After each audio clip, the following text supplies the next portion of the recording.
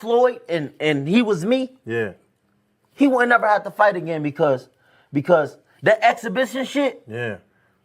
as me being his little brother, hey, little bro, we finna do 10 rounds and we both gonna get 100+ million for it. Right. And we ain't never got to box again. Well, Right. well, I already been getting these back, but now it's time for you to get your just due. Right. And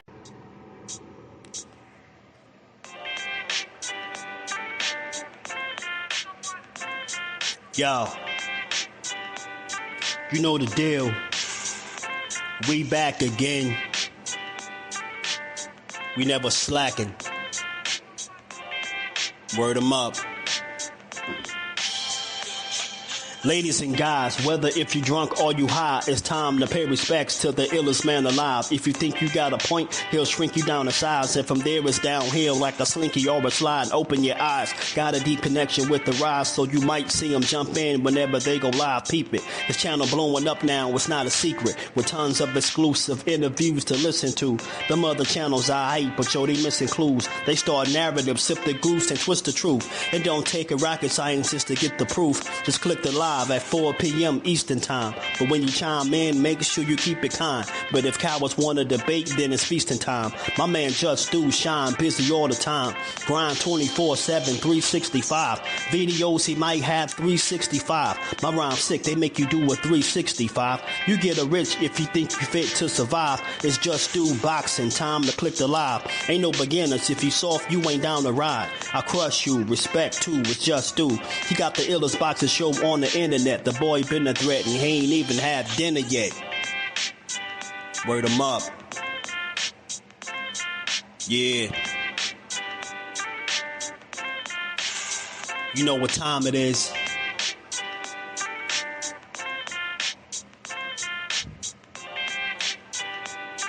$4 p.m. Eastern. Click the link.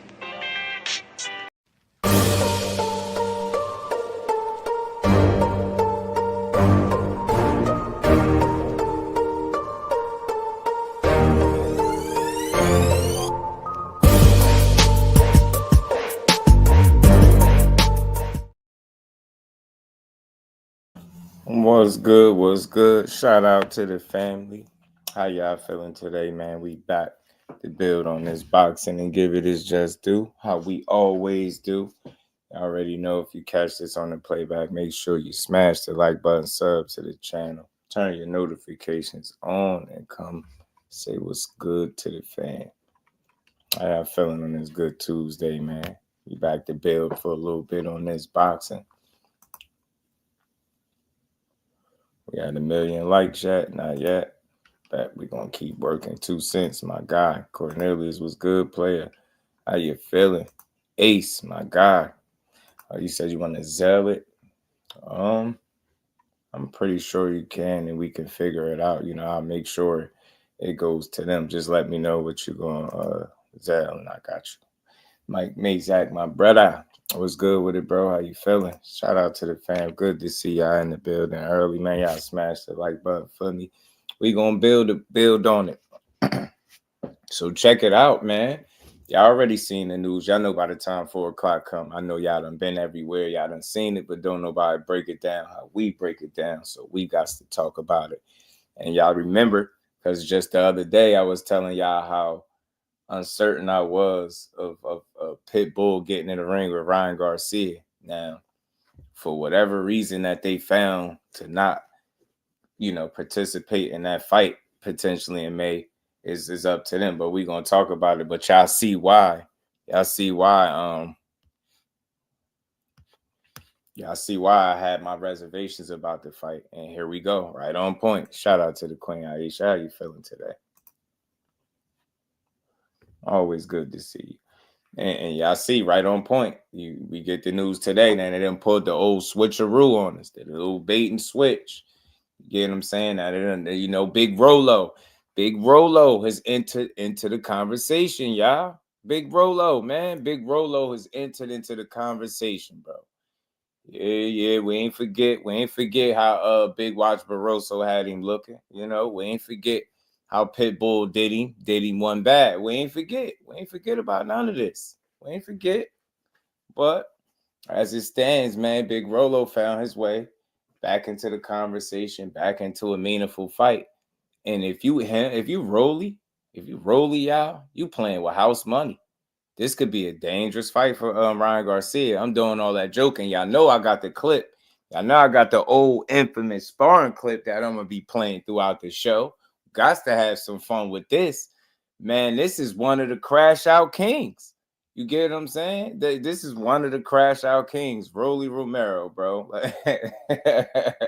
Now, I don't know if he quite the same crash out king that he was once before, but this nonetheless will be an interesting fight. And like I said, if you Rollie, you playing with house money, you ain't supposed to be here. You ain't supposed to be in this fight, right? It's a meaningful fight, man. You could upset all the plans. You could really spoil plan. You could play spoiler right now, bro. You know what I'm saying? You got your opportunity to get at Ryan after that long, wait. Remember that sparring session that all while ago? Keys was good with it, man. Shout out to you. He said, hey, Rollies never went down. He kept fighting, didn't he? Tony was good with it, man. You know I got it. He said, I don't want to see Rollie in this fight. He going to get hurt. But you know what, Aisha? You might be right. His punch resistance could be compromised, right?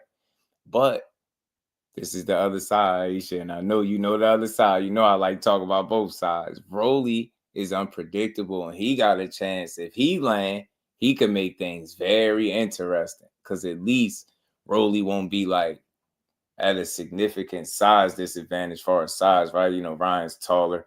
But Ryan arms ain't too much longer, right? And it's just one of those type of fights where it's a risky fight. If you got plans on a bigger fight after this, which for Ryan Garcia, Devin Haney, because of what they went through, that fight would definitely be bigger than him and Rollie. So Rollie could really play spoiler, y'all. Ryan and Teal been negotiating to make this super fight. It's a lot going on the side with Turkey, bro, but they not negotiating just yet. It's premature for them to fight. They got other plans before they even get to each other. And that's the thing. Turkey got big plans, but my thing is, will he be successful? And it's no knock against him, but we know in boxing, when you try to plan, boxing is not like the NBA. It's not like the NFL. It's not like, baseball, MLB, none of these sports where they have a set schedule. We all know in boxing, you don't set your schedule like that. Now, maybe if you a prospect, you have a couple dates at a time planning ahead because, you working, you're going to get put in there with guys that you supposed to be able to beat. But when you at the level that we talking about with the Ryans and the unpredictability of Rollie, he just find himself in the mix once again, right? Like, it's different. You can't plan for more than one fight ahead. So all this planning for multiple fights is always risky as hell. And that's what Pitbull would have been doing. That's why I told y'all it seemed funny that Pitbull just going to bypass this fight with this guy that got as many KOs as he do and every bit as dangerous as he is. He going to kind of overlook this guy and plan a whole fight in May with Ryan. Hell no, it just didn't look right. You got to focus. You know what I'm saying? Dre, what's good with it, fam? So you got Ryan, you too fast. Ain't nothing wrong with that. I ain't tripping. I ain't saying Ryan can't win, and I ain't leaning toward him to beat him, but I'm going to definitely acknowledge how Big Rolo is dangerous, man. Teach was good with it, especially if he ain't, compromised from a punch resistance standpoint. He still go out there and go for it how he do. You get what I'm saying? He said, didn't really get a KO in sparring for being wide open. Can't do that against a fast punch. Like Ryan said, Ryan in 3. Damn, y'all just shutting it down, man. Y'all ain't giving Big Rolo a chance. Gertz was good with it. Just with Rollie Romero and Ryan, when you look at them, how they fight, it was more wide open and consistent with their footwork. That's definitely Rollie. That's Rollie. But the same things that make him bad and susceptible to getting caught are the very same things that can also make him dangerous. That's all I'm saying. I'm not saying he's gonna win. Hell yeah, Ryan faster than him, sharper, I believe. Better boxer, more skillful, talented, and all of that stuff. But again, Rollie just has that ability to make fights be ugly. He can do that. He can make a fight be ugly with his style. JDM was good with it, fam. Kevin was good, Brody. How you feeling? Pitbull already got another fight. That's what I'm saying. He got a fight on the David versus David card. It would have been a little silly for him to kind of overlook that and plan down the line. It's hard to do that. It's hard to do that in boxing because everything just don't always go according to plan. And I'm telling you, I don't know, man. Somebody gonna play spoiler, man. Something might not go according to plan. Lee, what's good with it? Cal Cooley, blessings, Brody. How you feeling? Steph, what's good, family? Pass the hands. Rollie, the better athlete, in my opinion. Rollie is just unpredictable, y'all. That's all I'm willing to say. It's an interesting style matchup, I tell you that.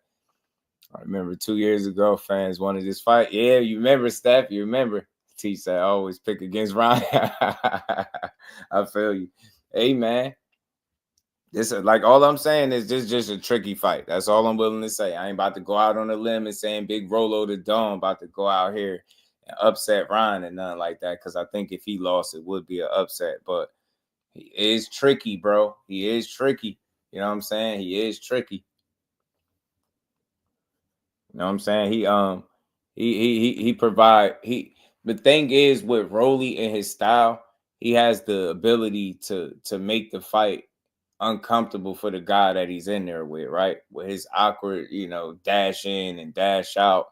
But he got real power too in both hands. So he's dangerous, like, right? And Ryan has a tendency to have that chin on the platter at times, right? He still got a tendency to do that. All I'm saying is he better not let Big Rolo catch him. Things will get interesting. I think this fight, if Rollie is still, that's the thing, man. As crazy as it may sound, Rollie got to still be Rollie, y'all. He can't be nobody else. He got to be Rollie. He can't be hesitant. He can't be gun shy. None of that. He got to still be Rollie.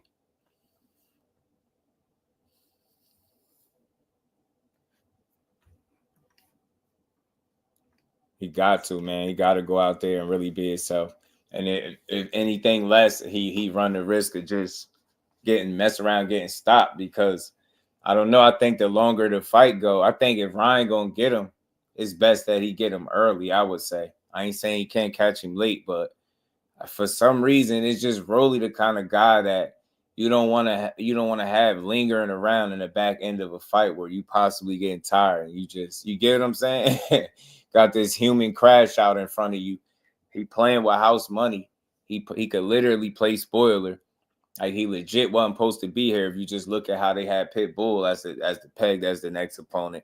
And they slipped Rollie in here, man. Like you just never know with this guy. You know what I'm saying, y'all? You just never know with this dude. He's a tremendous fighter. He's a tremendous fighter. The only people he cannot be happens to be myself, Gervonta Davis, and depression. So, yeah. You remember he was talking crazy. I know y'all remember that clip where he said only people Ryan can't beat is me, Gervonta Davis, and depression. He was coming crazy. Well, look, I always keep the clips in the cut. He got his opportunity to prove it. And like I said, y'all remember the infamous sparring clip, man. Y'all remember the infamous sparring clip? Like people say, it's only just sparring justice. It was so long ago. It was sparring. Rollie's been knocked out since then. Tank knocked him out. Pitbull stopped him. He was on his feet with Pitbull, though. You know what I'm saying? He was on his feet, respectfully. He got caught out there, but he was on his feet. But y'all remember, the infamous sparring clip.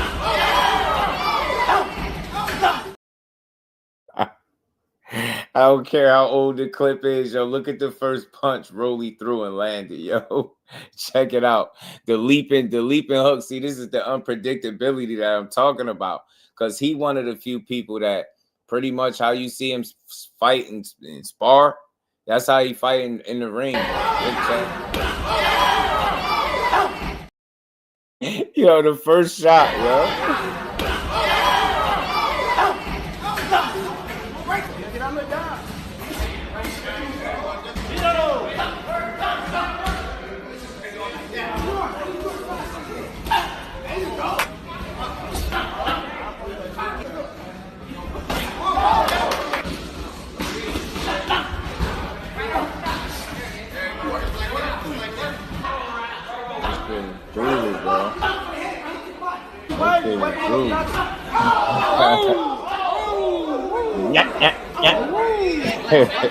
That's what Ryan dealing with.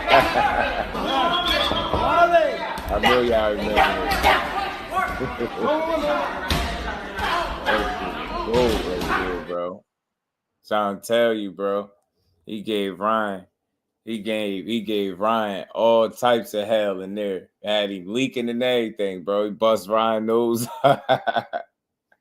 Ryan still got that on his mind. You better believe as they on the build up to fight each other, you better believe that sparring is going past Ryan's mind a time or two. That sparring going to go through his mind at least once or twice. He going to remember, bro. Remember, you had to spar that wild animal. Remember, bro. He ain't as smart and sharp as Tank. Now, he fast, he hit hard and all that. Rollie got a little bit of speed in there, too. Rollie ain't a slow guy. He just, his fundamentals and stuff like that, his technique and stuff like that suck. And he leave himself open. Like, when he attack, he definitely leave himself exposed. You know what I'm saying? Somebody fast like Ryan should be able to capitalize, right? So I'm not about to sit here and sell y'all no dream that Rollie about to go out here and stop Ryan. But I'm telling you now, if he get in on him, man, he gonna make the fight interesting. I tell you that, because Rollie definitely could punch, and he not a small guy. You know what I'm saying? So this would be interesting for sure. We're going to get his head spun and Ryan able to count. What if he blitz him, Cal? What if he blitz Ryan? Barbara D, my boxing mom, is in the building. How you feeling? Always good to see. Rosia was good with it. So that was Rosie who had confidence. Come on, man. Don't rain on my parade, man. Don't rain on my parade, Rosia. And dog, what it do? Yeah, one time is coming back, man. He coming back. But I think ultimately, like, this is another tricky fight for Ryan. It's one that you expect him to win, but again, bro, we know stuff happens sometimes in fights. That's all I'm telling you. Rollie might punch Ryan by mistake. Rollie might land one by mistake on Ryan. I'm trying to tell you, man. Ryan ain't no damn Tank, man. So, you know, Rollie was trying to make it uncomfortable for Tank in that fight, if y'all remember. But just to be real, like, he do look like since that fight and then since the Pitbull fight, he's had a fight since then. He's won by decision, but he do look a little less Rollie, right? He look a little less Rollie these days, and that's not necessarily good for him. You get me? So I think that might just be enough for him to not be able to win this fight at the end of the day. But like what I'll say is, as long as he upright, if you let him linger and hang around, man, it could get tricky for you. You get what I'm saying? Ryan Garcia is he's prone to making mistakes. He make mistakes. He don't fight clean fights. Like, he don't just get in there and usually blow you out. And if he do, that's why I'm telling y'all, if that's gonna happen, he gonna have to do that early. Like, I think his best shot is to try to get rid of Rollie early, catch him cold or something like that, assuming that his punch resistance and confidence ain't what it once was, right? Catch his ass cold and try to put him away. Because all I'm saying is, if you let him linger around, now you run the risk of him landing one of them wild shots on you.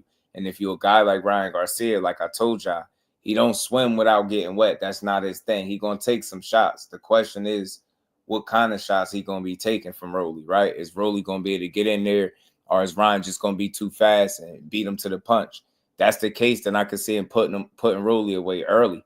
But if that's not the case, and he let Rollie linger around, I'll just say it gets interesting. It definitely gets interesting. Nice kid, and I don't know what happened. All gimmicks now. Bad television, Manuel. What it do, my guy? How you feeling? Boxing dad in the building. What's good, Malaza? Peace, fam. This is Ryan. Yeah, it's kind of fun, man. You know what I mean? We don't lose at all as fans. We just get to see what'll happen, right? You know what I mean? You get to see what questions get answered on the night. Is Rollie gonna get is he gonna get off on him how he was getting off on him in that sparring, right? Is he gonna make it rough? Because that's his best shot. You know what I mean? I think he's sitting there just trying to box. That might not work for him, but Rollie, like I said, he's just a guy that'll get in there and crash out a bit. So let's see. Let's see if he's still the same fighter. I think all those questions that get answered in this fight. You know what I mean? But he has been looking a little less Rollie-ish lately, and that's not necessarily the best sign because he gonna need to be him to be successful in this fight. As funny as that may sound, he got to be him. That rough, rugged, unpredictable power puncher that'll get in there and, you know, make a fight ugly and land these little awkward shots if he can. You know what I'm saying? He can make it interesting, but it's either that or he gonna get knocked out and possibly early. I'm telling you, that's how I see it. If Brian gonna capitalize, it should be early. You let that man hang around, you might have a problem in the later rounds. I'm telling you, get that chin tested because Ryan been down multiple times too, and Rollie is big enough. He is his size. They are around the same size. You get what I'm saying? They ain't. You get me? So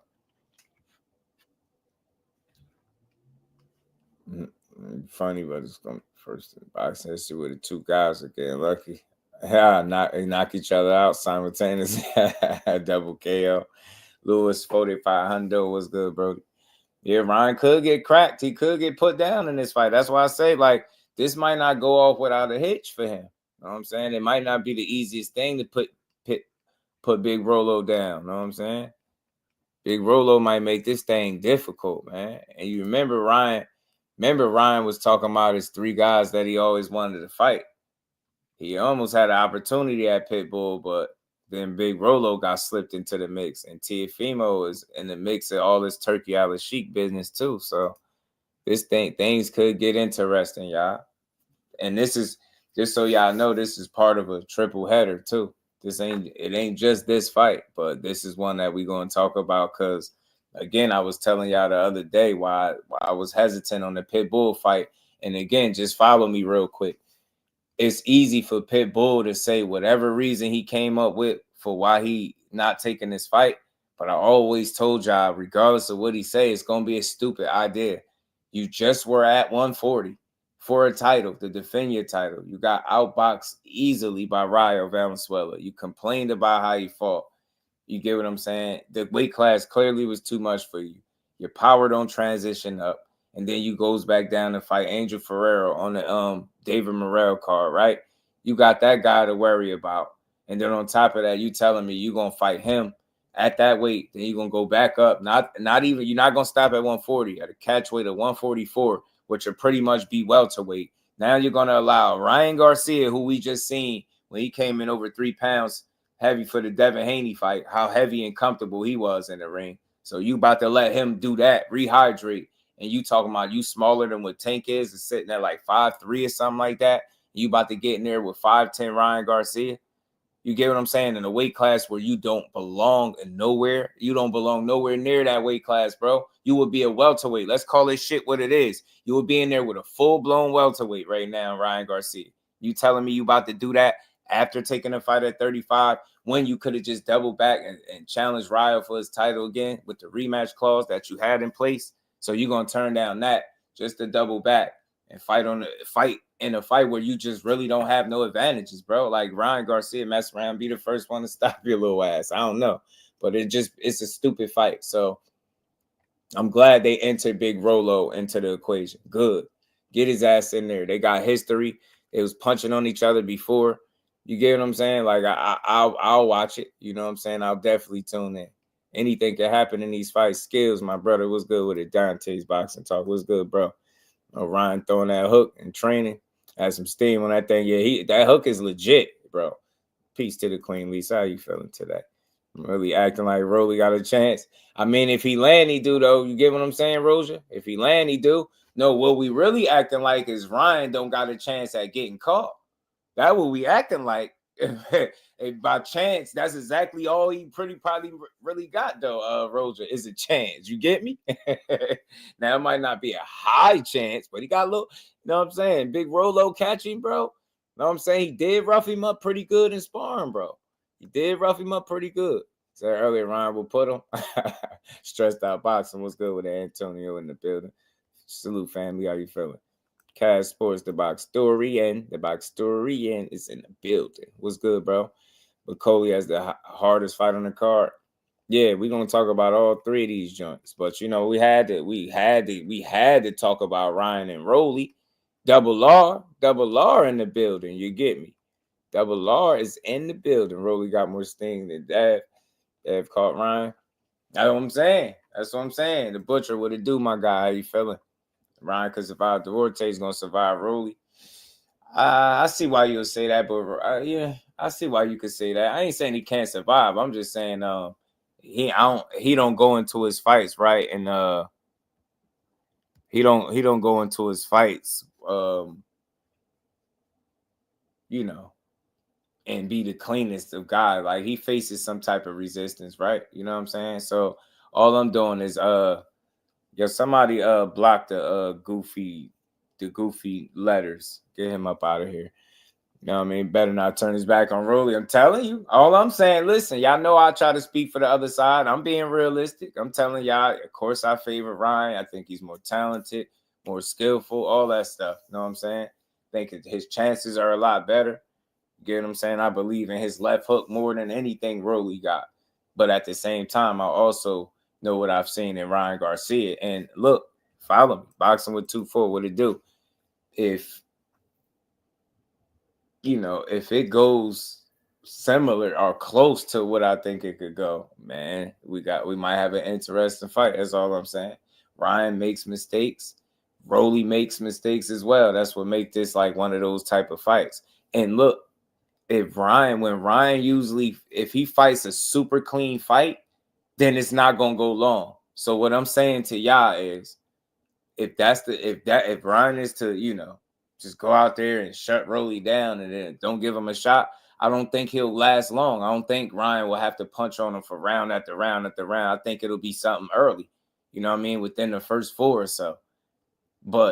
And that's usually how his fights have gone. Like, if you looked at any fight in the past, any quick knockout of Ryan, he usually gets you out of there relatively early. But anything past 6, start to get a little bit spotty, it get different. That's all I'm saying. And he's more susceptible to his own mistakes that he made. You get what I'm saying? So yeah, there's no doubt in my mind that he can get his hand raised, right? I ain't saying Rollie going to win.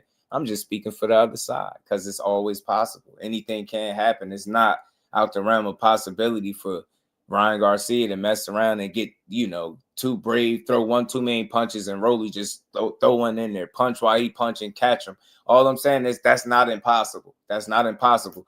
Luke Campbell got one in on him, right? What if he get one in on him how Luke got and sit him on his back pockets? It's an interesting fight. That's all I'm saying. So although we might feel like Ryan definitely got the edge, and for obvious reasons, right? But they both lost the tank at the end of the day. You get me? So who knows, man? I still think it's an interesting fight, especially if Rollie don't get caught and clipped and knocked out early. Then yeah, you know what I'm saying? Yeah, shout out to the queen, Melanin Queen, man. Peace and blessings to the queen. How you feeling today? Hen Dog, what it do? Remember, you got tired on PD's 5th round. Imagine you get tired off of pets. I mean, look, there's always that angle. You know what I'm saying? There's always that angle, bro. There's always it's gonna be eyes on him. I mean, people gonna be looking to see if he looks compromised from not being on any Ostarine, right? That's gonna be the thought in people's minds. So Ryan is in a tricky situation, because on one end, if you don't look phenomenal and you allow Rollie to hang around and look a certain way, then people gonna question, if it's the Ostarine or lack thereof, or you not being on it, right? And then on the flip side of that, if you go out there and look too good and say you spark Rollie out early, you catch him early, knock him out early, catch him cold. Now you run the risk of people saying, like, you get me, is still thinking you might be on something. So that's just something that Ryan gonna have to deal with. I hope he knows it's coming. But I think the best thing that he can do is make sure that he's openly being tested and everything is on the up and up. That's all he can do. You know what I'm saying? And just go out there and handle business. Legacy, man, what it do, bro? Forever G's in the building. What's good, family? Yeah, he said the cycle off is real.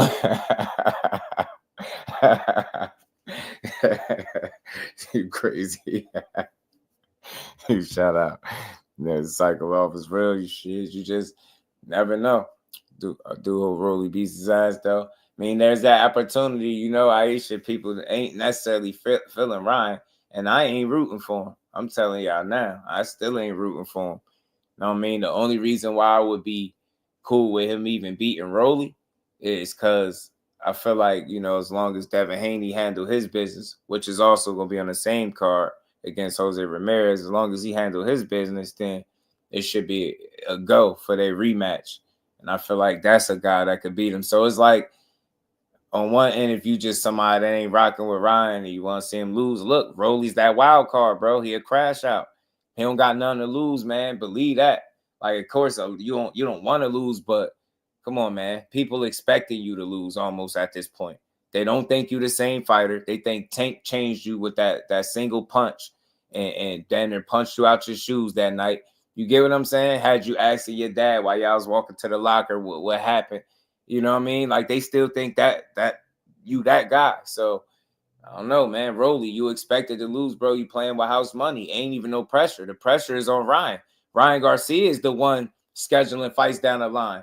Ryan Garcia is the one that's supposed to have a Devin Haney rematch to try to, you know, clean that situation up because of the first one being a no contest because of his piss not being right?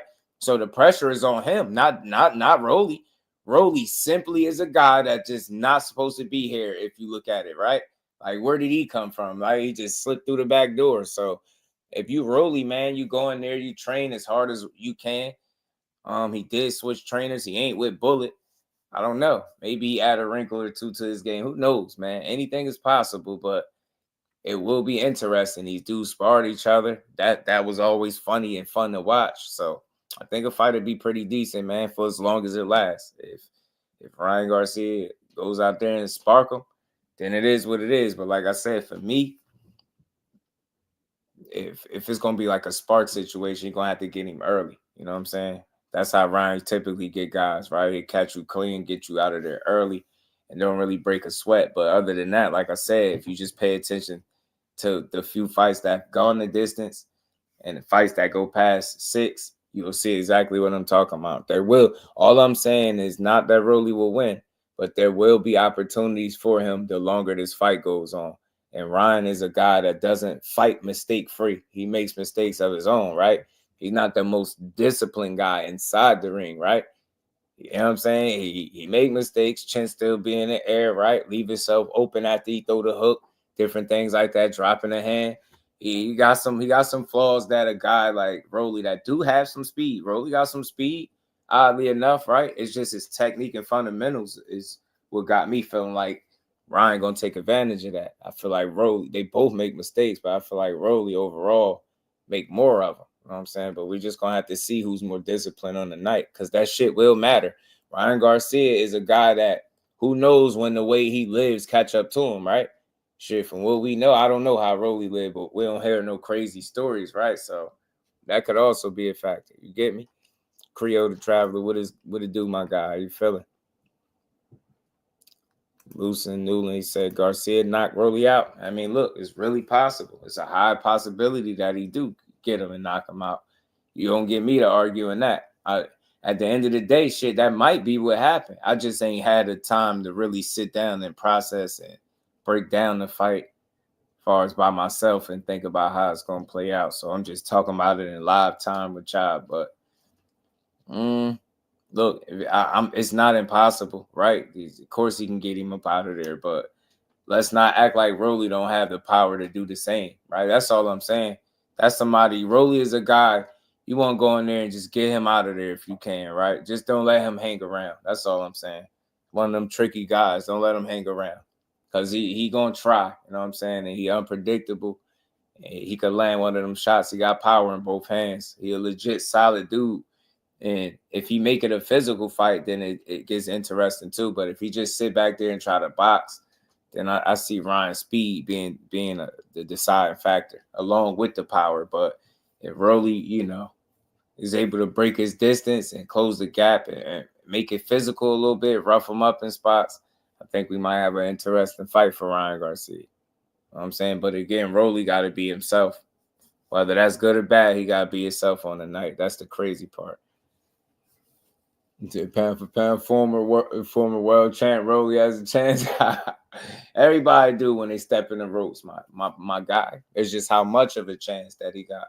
You get me? You know what I'm saying? Like, I don't gotta really use the examples, but you know where I'm going with it. Everybody got a shot, and a dude that's also been stopped, a guy that's also been dropped and knocked down in fights, right? I'm not thinking that there's no way that he can get clipped by a guy like Rollie. You know what I'm saying? With that unpredictable nature and just the dashing in and out, just wild, reckless, right? Like I said, the same things that make him like bad makes him dangerous. Would you agree? Right? The same shit that, we like, man, he leave himself open, or, it's like his technique, his fundamentals just not the best. You get what I'm saying? His fighting style is ugly or awkward, whichever one you want to call it, but it's unorthodox, one of them. You know what I'm saying? Not your typical guy. So that's all I'm saying. If there's that possibility that he can make the fight interesting. Am I leaning towards Ryan for sure? You know what I'm saying? I don't think, I can't bet on Rollie, but I can say that I think the longer the fight go, it could get tricky. Delay was good with it. At least I don't believe in Rollie no more. I seen what Pitbull did to him. that little dog, a little Pitbull got in there and made it a tough, nice work for Rollie. Yeah. So yeah, facts, Gertz. That's what I'm saying. That's all. You know what I'm saying? I ain't saying you got a huge change, but just you get me? And I'm just being realistic, not even joking. There's just that possibility, right? Because Ryan makes mistakes. He don't fight mistake free. He ain't no flawless type. Oh, I must get in here and swim without getting wet. And I ain't gonna really take no. You get what I'm saying? Resistance will be shown, I think. And as long as the fight goes long enough, because like I mentioned earlier, Ryan does have that ability to catch you fast early, catch you cold, and clean you up, get you out of there. He does that to Rollie, he in trouble. He in trouble straight up and down. But, we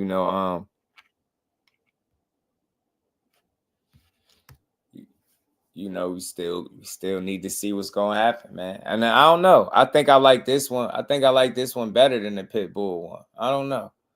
Because at least, with Pitbull, you got to worry about him being so undersized and being out of his element. And after we just seen him fight at 140 where his power didn't transition up. You get what I'm saying? Although he's still a bit of a wild card, I don't know how much of his power would be a factor against a full-blown welterweight.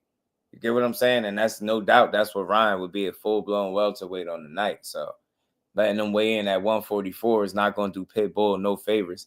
That guy being about 5'10" is not going to do Pitbull no favors. I just don't see it being an easy fight. It'll be a weird fight, but I just think it'd be very bad for Pitbull to take it. So I think they were smart to find a reason not to take this fight. You know what I'm saying?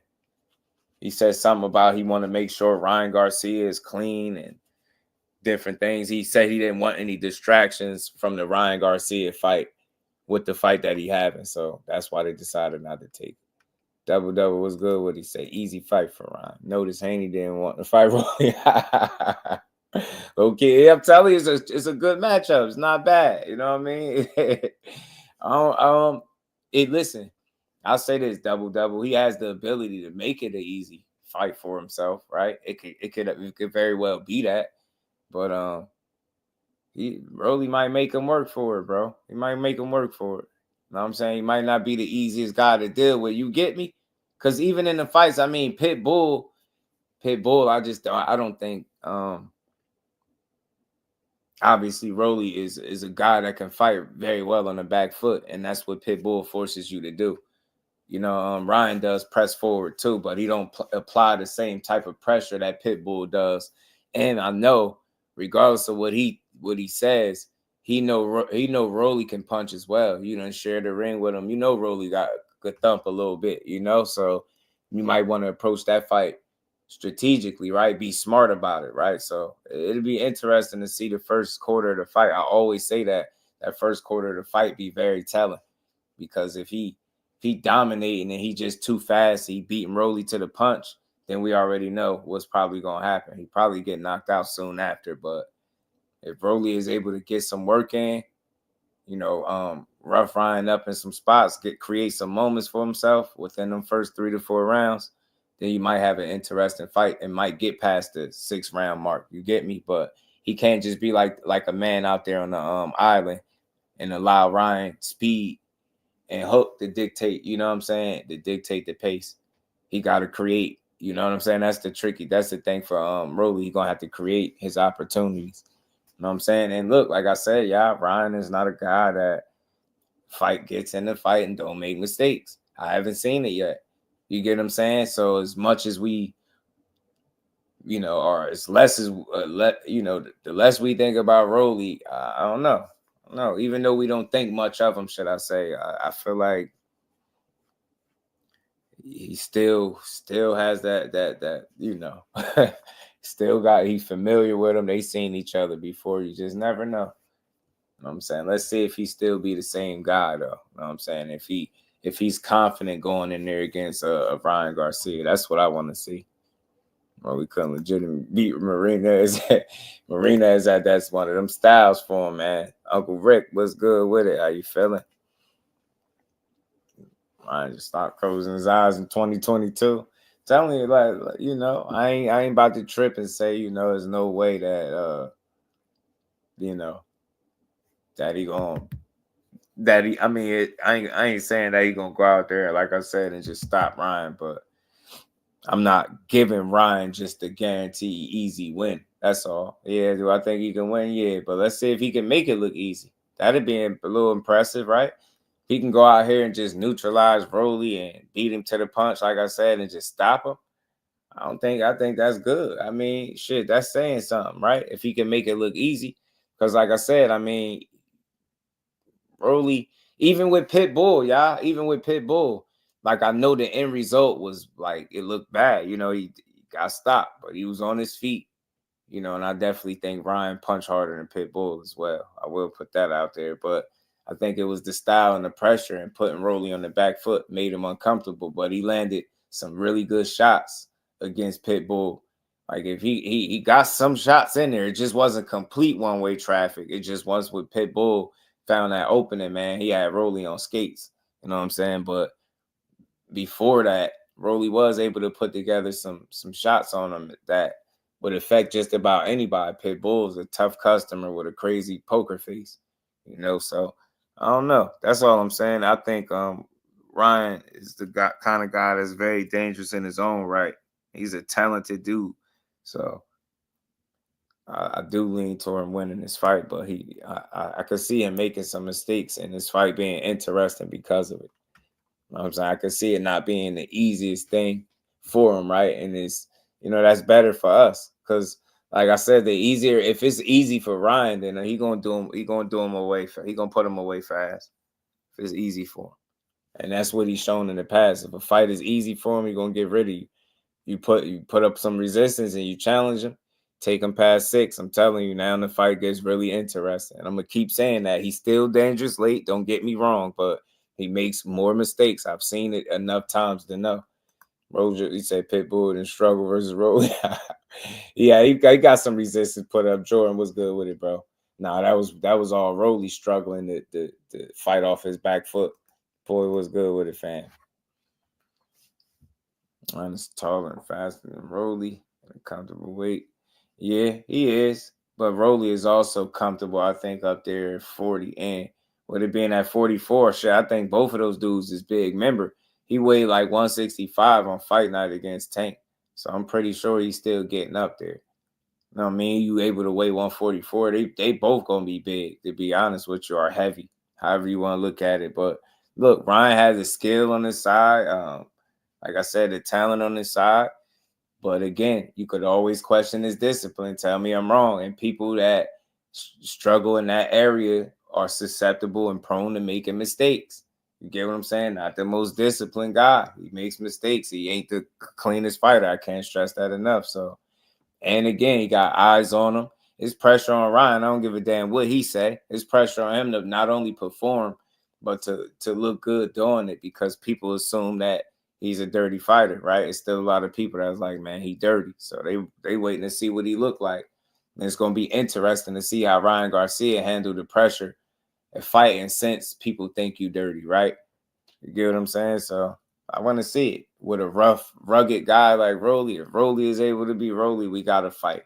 If he going to be timid, y'all, if he going to be timid and gun shy and overthinking, then Ryan going to cook him. You get what I'm saying? Let me just be very clear with how I think. You know what I mean? Creole said, Focus Ryan is one of them dudes. Yeah, he is. Yeah, he is. So, and I'm glad you brought that up because that's the possibility too. Maybe all the attention and the limelight, maybe the fact that he knew the eyes is going to be on him. Maybe he'll be more focused. Maybe he'll be more focused, Ryan Garcia. But that's going to be bad news for Rollie. And like I said, then maybe what some people think is going to happen might actually happen. Maybe he going to do away with Rollie relatively easy there. You know what I'm saying? Mr. Improv, my guy, was good with it. So you get me? It's questions for both guys. You know what I'm saying? He been out the ring for a little while since the Devin Haney fight, right? Been parading around. You know what I'm saying? Let's see who's more focused, man. You know, Rollie did switch trainers, like I said. I don't know. Let's see if that's able to help them. Let's see if the fact that they've been in the ring with each other as far as sparring and different things like that.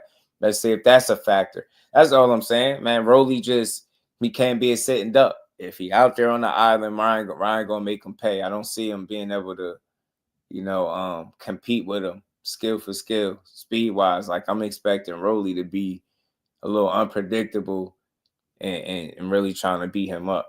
You get what I'm saying? That's what I expect. He said, "What, Ryan been focused?" I think he's been focused throughout his career too, since it's just been spotty. That's all. You get what I'm saying? I think the overall picture on Ryan is that you could question how committed he's been throughout his career, right? I think like he shows focus, right?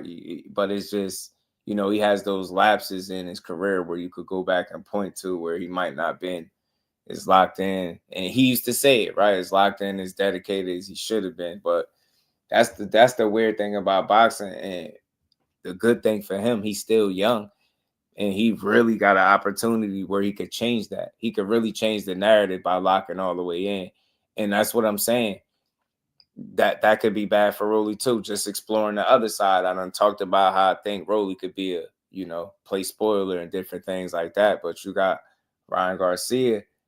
Man, maybe he performed well under this pressure that I think he's going to be under, right? He's been facing scrutiny since the Osterine came about, right? So people going to be looking to see what he looked like or what he don't look like since then, right? And then he got a big fight after this. He the one lining fights up. That's why I was telling you earlier, the pressure is on Ryan Garcia to perform for real. You know what I'm saying? He got to go out there and make this fight with Rollie a non-factor. He got to make sure that it's no mistakes and no real hiccups in this fight.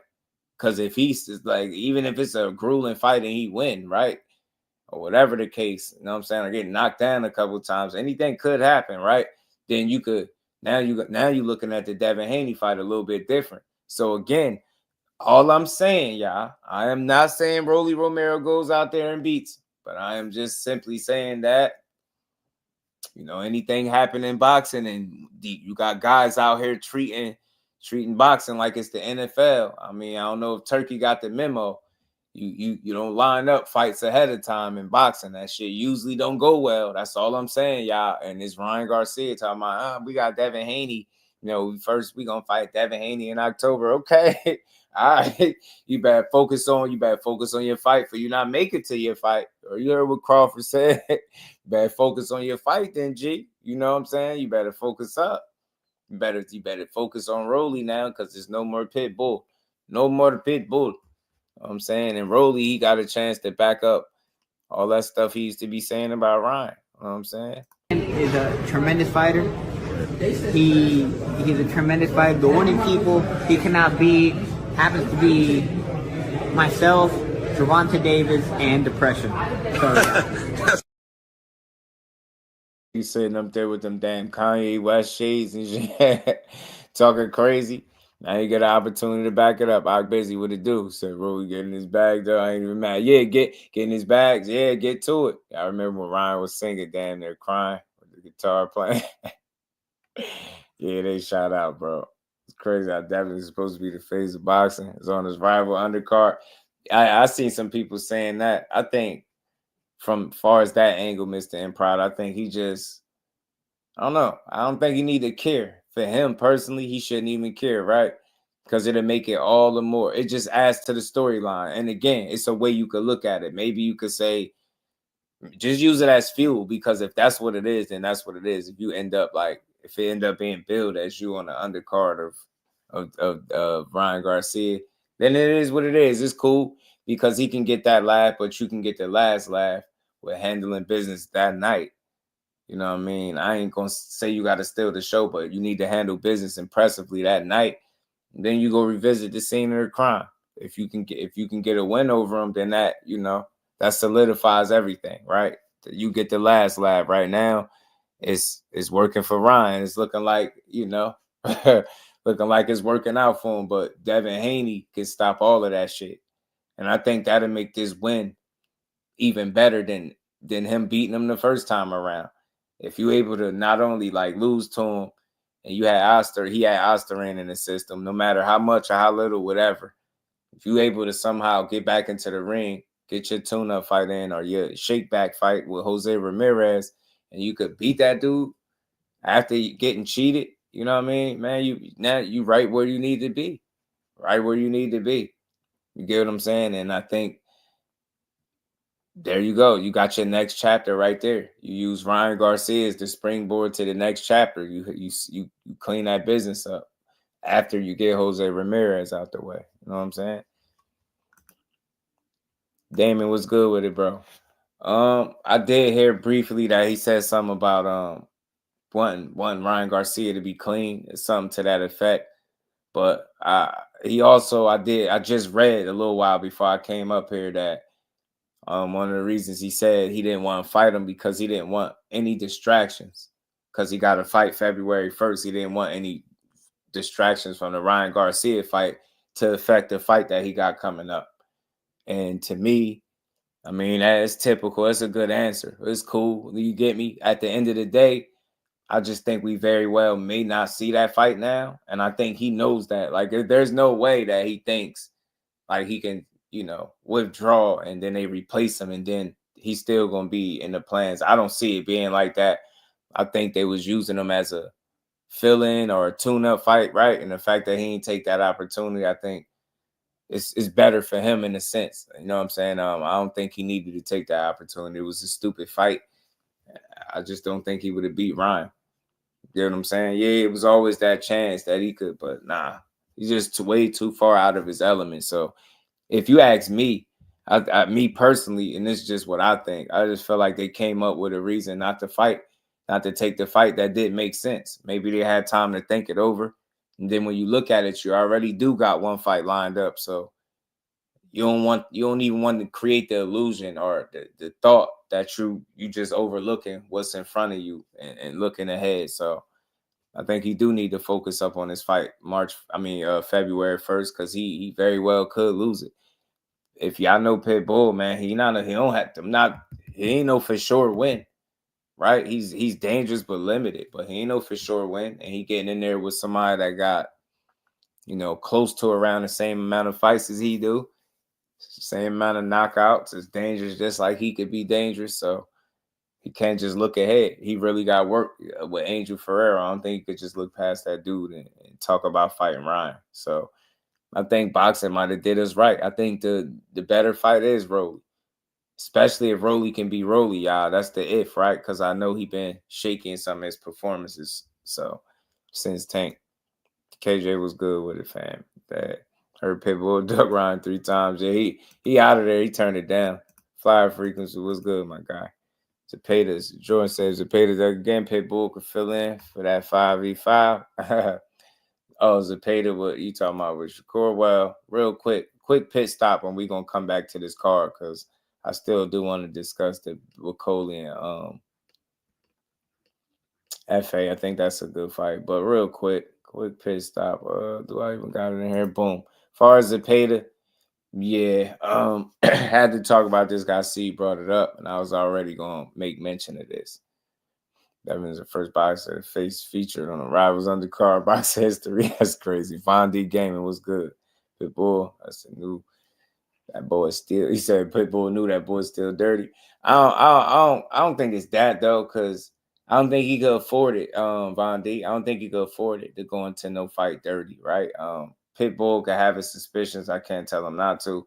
But I think, like I was saying before you got in here, I think Pitbull and his team had to realize that that wasn't a smart fight for their guy. Like think about something. Their sole purpose, right? Especially if you're a guy that came from such humble beginnings and couldn't afford a tortilla.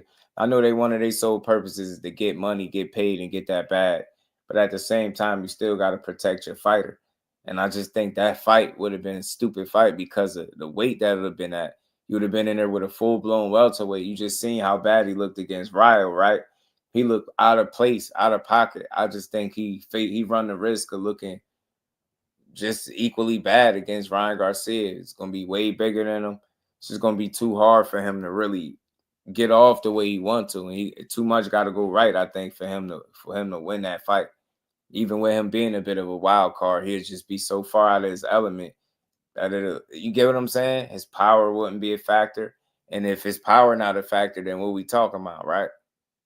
You get what I'm saying? All that wild shit ain't going to work. So I just think it was a bad fight. And the reason they ain't take it, because they probably realized that. It's a stupid fight, and you got a dangerous fight lined up in front of you. So, you know what I mean?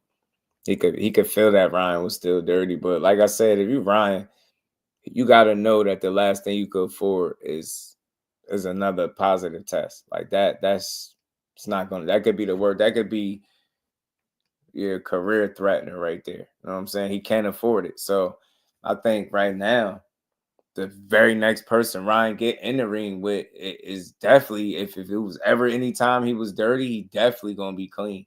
You get what I'm saying? Simply, in my opinion, simply because he can't afford it. And getting caught again, you can't run the risk of like trying to get it off. So if you was a guy that was intentionally cheating, this would be the worst time to still be cheating. You know what I'm saying? And it'd be a career ender to me. I don't think nobody would want to look at him the same if he get caught with anything again from this point forward. Pitbull team values his career. Yeah. They ain't throw him all the way to the wolves 2 cents. And I think it's like it ain't that they scared or nothing like that, right? You just gotta make smart fights. And the bag would have made sense because I'm pretty sure Turkey would have made sure of it, right? So I don't think that was the issue, but you still want to take fights that you feel like you can win. You get what I'm saying? And I don't think that money was like no life-changing money, obviously, either. But just wasn't a good fight, yo. Just wasn't a good fight. Smart move by Pitbull. But let's keep rolling, man. This is something that I read and I came across before I came up here, too. Because, you know, it's been talks for Shakur fighting Zepeda. And what's Zepeda going to do? Well, this answers it for all of us or any of us that was wondering. There you go. You know, him and Farmer 2 rematch being finalized for March 29th. I just get my honest thoughts on this, honest, quick thoughts. I mean, Zepeda can fight whoever he want. He could come up with whatever reason why he did or didn't fight Shakur. I don't even care at this point. I just thought it would have been a good matchup for the division for both guys' careers for different and similar reasons. But it just seemed like he don't got no intentions on fighting him. I'm not saying sit around while I Shakur have a fight and you just be rusty because he fight in February, March. That's what, like a month later, February 22nd, you talking about March. A little over a month later. It's not too crazy. It's not like they still can't fight. But if you ask me, man, I kind of just feel like he don't want this fight, whether it's him or his team. Somebody on teams that pay the side ain't really interested in fighting Shakur, in my opinion, for one reason or another. That's what it seemed like. I mean, I don't think it would be no reason why you would revisit this rematch. Like, it proves absolutely nothing. I mean, to a degree, some people feel like Tevin Farmer won, right? But at the same token, if you're a guy like Zepeda with about 30 or more fights, over 30 fights, you would think at some point you would want to compete for a title. And this just doesn't do it now. Maybe this is, you take this fight and, you still go after a Shakur fight after this. But I don't know. I'm an optimistic dude, but not here. I'm just feeling like he's going to find somebody else to fight again after this. So whatever happened in this fight, I don't think is even gonna have a bearing on if he fights Shakur or not. I think that is just totally up to teams that paid and Oscar as a whole, and it just don't seem like on either side they're in a rush to make that move. So I don't think we'll see it. AJ was good with it, fam. Pitbull realized he couldn't hook with a hooker. Telling you, Pitbull realized it's a stupid fight, bro. It's a stupid fight. Leave it alone. It's a stupid fight. So, hey, we got Big Rolo to Dawn and Ryan. Let's see, man. I mean, look, maybe Ryan goes out there and knocks him out. Like I said, if it's one of them clean fights for Ryan where he don't really go through the fire at all, it's gonna be early. But this fight lingers. I could see him allowing Rollie to have some moments for sure. So we're gonna see. And like I said, Rollie playing spoiler. The pressure is on Ryan. Ryan, the one is planning big fights after this. We didn't even know who Rollie was going to fight until we heard this, right? So he just came out of nowhere, literally. He need to approach it like that. He ain't got nothing to lose. Play spoiler. He the one trying to line up bigger fights with rematches with Devin Haney and shit like that. Who knows? He beats Ryan, which would be an upset in my opinion. Now he entered the conversation in a much different way. You never know. Because I'm pretty sure if Turkey put on that card and this double header and one of these guys get upset, I'm pretty sure you're going to want to see him fight somebody else. So we'll see how any of this play out. Again, I'm leaning towards Ryan. Definitely more talented, more skillful guy. I question his dedication. I think we all can. For that, he does lead my imagination to wander a little bit and it's to see what kind of mistakes he's going to make against a guy that's a little unpredictable and unorthodox like Rollie. So let's see it. I kind of like this fight because they relatively closer to the same size than as far as a guy like Pitbull. Now, I get what Pitbull did to Rollie, but I still think stylistically him and Ryan match up differently. But we'll see if Rollie can still be who he's supposed to be or who he usually is, a rough, rugged guy that can make things a little, rough and ugly in there, you know what I mean? Then we got to fight. But if he's going to sit back and be hesitant and gun shy, he might get sparked and it might be early. But like I said, this is a triple header. We already know about the Devin Haney and Ramirez bout, but I never spoke about F.A. Jogba and Martin Bacoli. I think this is a great fight for heavyweights. This shit, man. Bacoli is a guy that nobody wanted to fight. Seen Jared Anderson jump in there with him. We all seen how that went. That dude is dangerous, man. That's simply put. This would be a big fight for F.A., man. This going to say a lot, man. I'm going to just be honest. F.A. got the length. He's a tall, long, rangy guy. He got power in both hands. Got a heavy, pretty good jab. But Bacoli, man, he got a beard on him, bro. He got a hell of a beard. And that I just don't see that being an easy fight for him at all. At all. I think it could be. I favor Bacoli because I've seen F.A. get beat. I've seen him get put. I've seen it before, so I just don't know. But it's heavyweight boxing, in that weight class, anything can happen. So any of these guys can end up getting their hand raised, or either of these two. F.A. is working. I think he has switched trainers too a while back, and you can see the improvement. So I give him a real shot. He a live dog. I don't suspect that he'll be the favorite at all in this fight. I definitely think Bacoli would be a favorite in this. But F.A. is a live dog for sure. They heavyweights. He can punch. He can box. But I don't know how you're going to deal with getting cracked by this big-ass tree trunk of a man that Martin Bacoli is. I said Wakanda's a problem.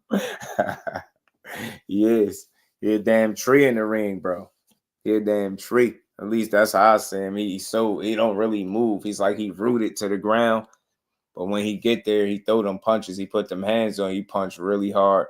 He generate a lot of power. He give me like some George Foreman kind of vibe. Like he give me a little George Foreman vibe where he, you know what I mean? Just don't look mobile at all. But when he land, he land. You get what I'm saying? They bombs. They bombs. There's a guard talk. What's good with it, bro? Najee, you feeling, man? But Coley gonna send him to the ancestors. Yeah, they're gonna be a tough night in the office, man. But I think this will answer a lot of questions for F.A. You know what I mean? Just where he at amongst these heavyweights, because that I don't think the tests get too much steeper than Bacoli, right? They're guys that fight different than him, but I don't think they get too, you know what I mean? Ain't too many guys that's more dangerous than what he is right now. And we seen it, man. It's not just Jared Anderson. He been like that. I mean, I think the loss that he got is from Michael Hunter. I think he threw his arm out late in that fight and couldn't finish it or something like that. I forget.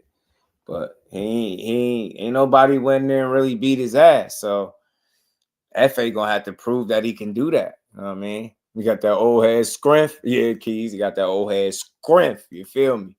Ouchies, what it do? Let's do. Is it in the USA? Who's the main event? Which one? This one? No, I don't think this a main event. I mean a main event. I don't think this is I think this over there, bro. I think this Saudi. It's got Saudi written all over it.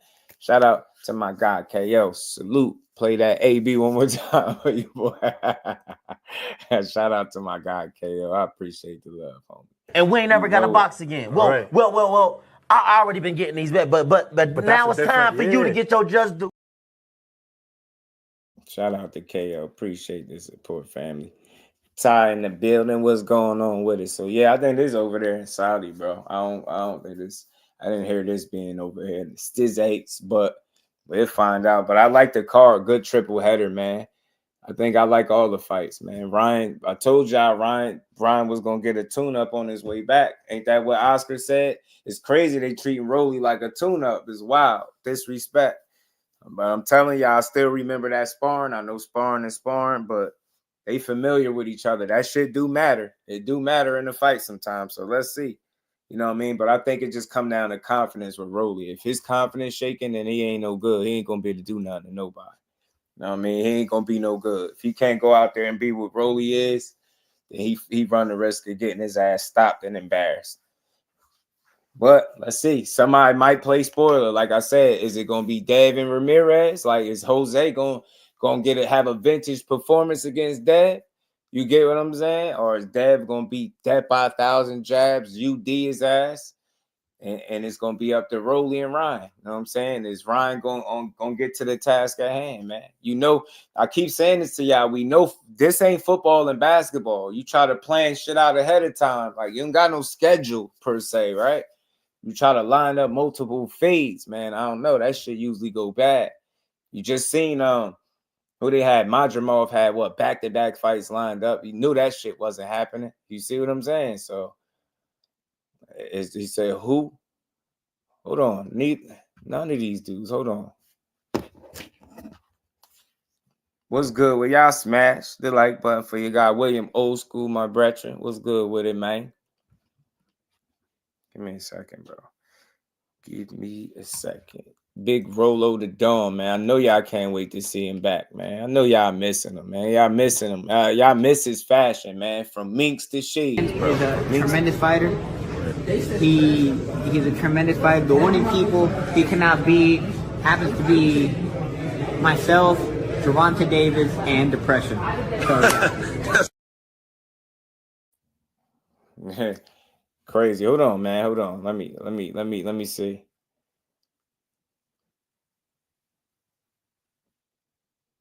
Damn, yeah, that's crazy. They saying, and they got that. They is listing it like Dev on the undercard. I mean, I don't think it mattered though. I don't think it mattered. He just gotta get back in there. yeah. Got a root forever. It's just because I Bacoli said to get down. Yeah, Bacoli. Oh, yeah. I did see that. Yeah, that's wild. I seen. Yeah. You're right. That almost slipped.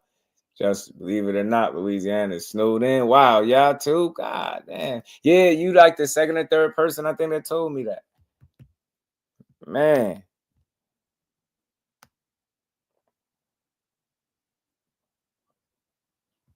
Let me make sure. Hold on, y'all.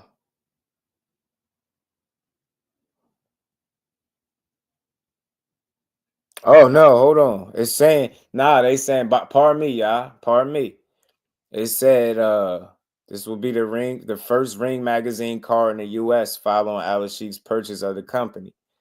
Although a venue or exact date has yet to be confirmed. So I know I wasn't tripping. No venue and date but they targeting what is it, May for this. May. So nah, they saying this would be in the US. That's pretty cool. If that, yeah, what I'm reading is right. That's pretty cool. Yeah, but that's the thing. They got damn, seemed like Ryan is at the top.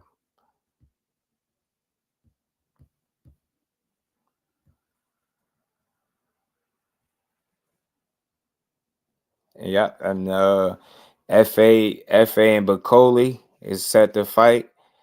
And the winner's supposed to get a shot at Dubois or Parker winner. So I like that. Yeah, it could be.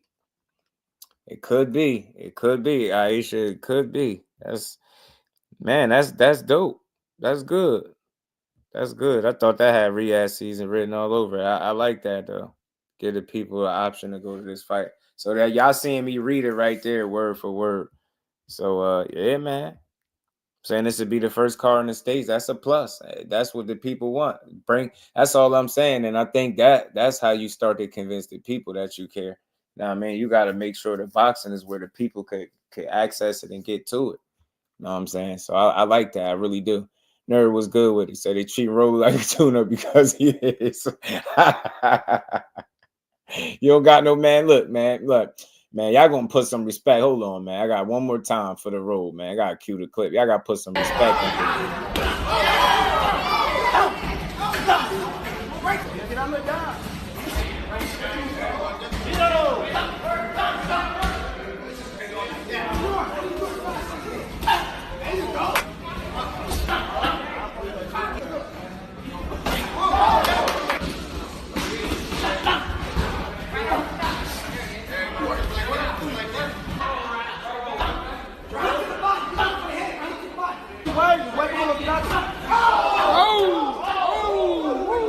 What Ryan gonna do when Big Rolo get crazy like that?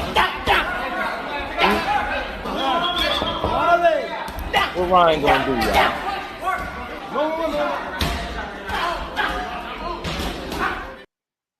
y'all? I must have forgot. That's Big Rolo the Dawn right there.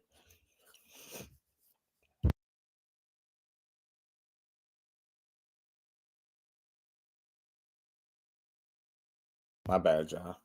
I sneeze. What Ryan gonna do when Big Rolo start putting them paws on him, bro? And y'all know Ryan in hot water. We ain't even rocking with Ryan. Y'all should be rocking. Y'all should be like, yeah, just man. He about to knock Ryan mouthpiece out. You know what I'm saying? Cause I know we rocking with Rollie, right? I know we rocking with Big Rolo the Dome. I could I did forget. You forgot about it. I had to remind y'all, Big Rolo's putting them paws on Ryan ass in sparring. Be a good fight though. But nah, this is a good triple header. And like I just read, that was a little update for myself. I didn't think they was gonna put this in the States. That's what I'm reading. That's what they planning. So I like it. Yeah. And they're saying Ryan, my bad, pardon me, y'all. One more question. Somebody asked who the main event. They saying Ryan and Rollie is the main event. That's what they saying. In May. They saying yeah, man. They looking to put this on in the States. I like that. Reef was good with it, bro. You know what I'm saying? Aisha, what they talking about? We rocking with Rollie, man. Y'all tripping. We rocking with Big Rolo. Big Rolo the Dawn, man. He gonna pull it off. Rollie ain't got but 3 IQ points. He down to his last energy bar. His energy bar blinking, bro. Cigar Talk said his energy bar blinking, y'all. His shit blinking. I what he said. Randall, what it do, fam? You know what I'm saying? Big Rolo. They put some respect. You know what I'm saying? Big Rolo. He gonna make it do what it do, y'all. Shout out to all things. Star Fox said hopefully Ruiz can get on one of them cards. Who, Andy Ruiz? Andy? I don't know what's up with Andy Ruiz. Now, let me turn the light on, y'all. Give me a second. Let's get through it. We ain't done. We gonna talk about it. Talk about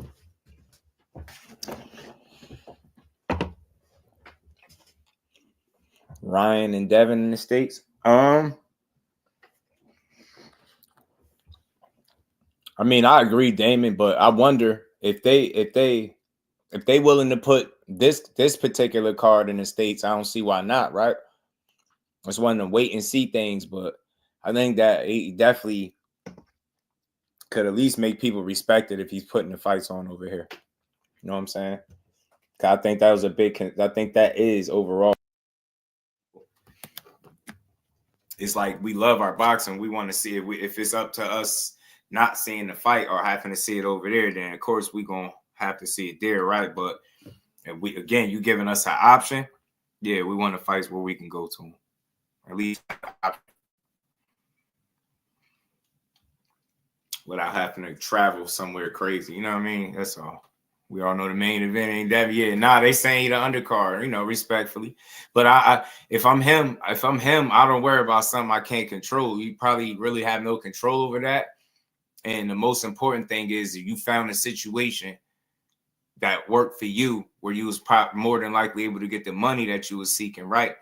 Now you got what is looked at as a winnable fight. Should be somewhat of a challenge, but a winnable fight with Jose Ramirez. He's seen better days, respectfully. And that's what you focus on, right? Just one punch at a time, literally. It might sound cliche, corny, but that's what Dave got to look at. It's one punch at a time. Get your ass in the best shape possible. You don't have to shrink all the way down to 140. You're fighting at like 144, you said. Take full advantage of that. Rehydrate, do whatever it is you need to do. But most importantly, get that win. And, go knock Ryan off because that's what they said the plan is. I hear they put the lawsuits on hold or reached a settlement or something to that effect, either or. That's also good because I always thought that as long as that's looming, wasn't going to be no type of fight between them. And look, I guess I was a little right with that because it seemed like they ain't talking lawsuit, they talking fight. So let's see a fight. But most importantly, both of these dudes can't overlook what's in front of them because you don't focus what's in front of you, you might take an L. So, you know what I'm saying?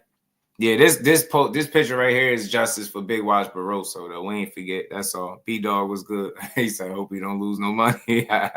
Rollie might got one more. You know what I'm saying? Aisha got one more game. You know what I mean? One more game. Rollie gonna go out there and He gonna try to, he gonna try to knock Ryan's head off, bro, if he could. You know what I'm saying? But yeah, anything less than Rollie is uncivilized. You know what I'm saying? If Rollie Romero being anything less than Rollie Romero is uncivilized. And he do that, I don't know where he going from here. Yo, Twitter, boy, they love to argue on Twitter, don't they, bro? Nah, old man meme guy, you see him? You see that was Core and Dad right there. They swap heads. Big Watch was like, yeah, we seen it, bro. Y'all seen that robbery? Y'all seen that robbery? Big Watch ain't letting it go, bro. Big Watch ain't letting it go. Let's keep rolling, though, man. We ain't done, man. We ain't done. Teofimo. Oh, my bad. Y'all be calling him Teofimo. What's up with Teo wearing a wig and all that? He tripping. Somebody got an answer for they man, bro. They man out here wigged out. He wearing wigs, laughing, and joking. What they call it, kikiing and all that. He tripping. Crawford and Canelo go. I don't know. Yeah, let me pause this real quick. I don't know what his deal is. Shout out to Puncher, but this dude be just talking. He was talking about Hitchens in this, man. And, we love to talk the boxing over here. I talk about some of the drama, but most importantly, the matchups now. This dude, like I said, I ain't got the video. I slacked on that one with the wig, but he was bogus. What is he doing? What is his problem? Like, somebody come get they mans. Like, who mans is this for real, though? Somebody got to come get they mans, bro. You see what happened when you got too much idle time, bro? See what happened when you just letting all that talent just sit there and just be bottled up, bro. You out here doing weird stuff, putting on wigs and stuff, playing. It ain't even funny. You out here tripping. Like when you was talking that Richardson Hitchens stuff, I like that. I like that kind of talk. You talking about, you know, that's what you need to be talking about. That's a good fight for you, bro. And that's a fight I think you could lose. I think that dude gonna give you some headaches. So this was him talking a little bit about his beef or whatever you want to call it, if you want to call it that, with Hitchens. See, I heard gender fluid is crazy. I mean, shit, the difference is whatever you want to make it, nerd, but the difference is we're not talking about one guy. It's on Teo right now. That other stuff is that, you know, that's it. I don't like, that's like, Nana boo boo. Like I bring up something with Teo, now I gotta bring up everybody else that did something. Nah, it's on Teo right now. But trust me, don't get sensitive yet. Don't worry. I'm not gonna focus too much on the wig because I don't care. But he is weird. Who mans it? Oh, this must be your mans. Okay, nah, my bad. Nah, shout out to Nerd. This must be your mans because he just asked me about another guy. This gotta be your mans. You know what I'm saying? This gotta be your mans. But it's all good because I like Teo. He talented inside the ring. I like it. You know what I'm saying? On the top of his game, I like him. I don't know the wig stuff. That's his own prerogative, but he put it out there for us to see. So I looked, I was like, bro, I had a wig on. He out here tripping. Who mans is this, G? You know what I'm saying? But let's see what Teo has. So I don't think the fight with Crawford and Canelo goes 12. past even 10. I don't even think it goes 10. Yeah, I don't think the fight with you and Crawford goes 10 either. I mean, even that's and what you just said about I don't think that either. Bud Crawford got an ego and stuff like that. We see when Bud Crawford gets hit, he turns into the what you call it? He needs to get his back. Ego, the Bud, and he wants to get it back.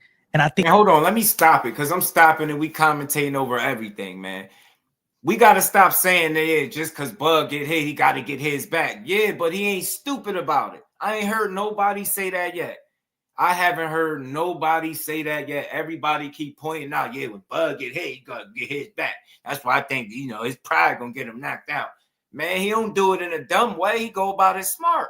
Bud get his, yeah, he want to get his back, but he don't be stupid about it. So let's not forget, he like to go get his lick back.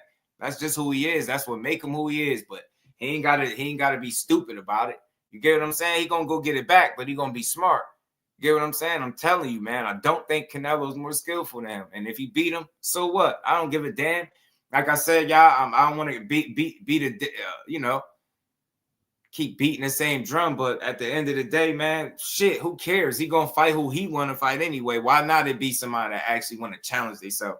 At least it'd be somebody that's an ultimate competitor that's going to do everything in his power to win. And if he don't win, it's not going to be because he didn't try or a lack of effort. You get me?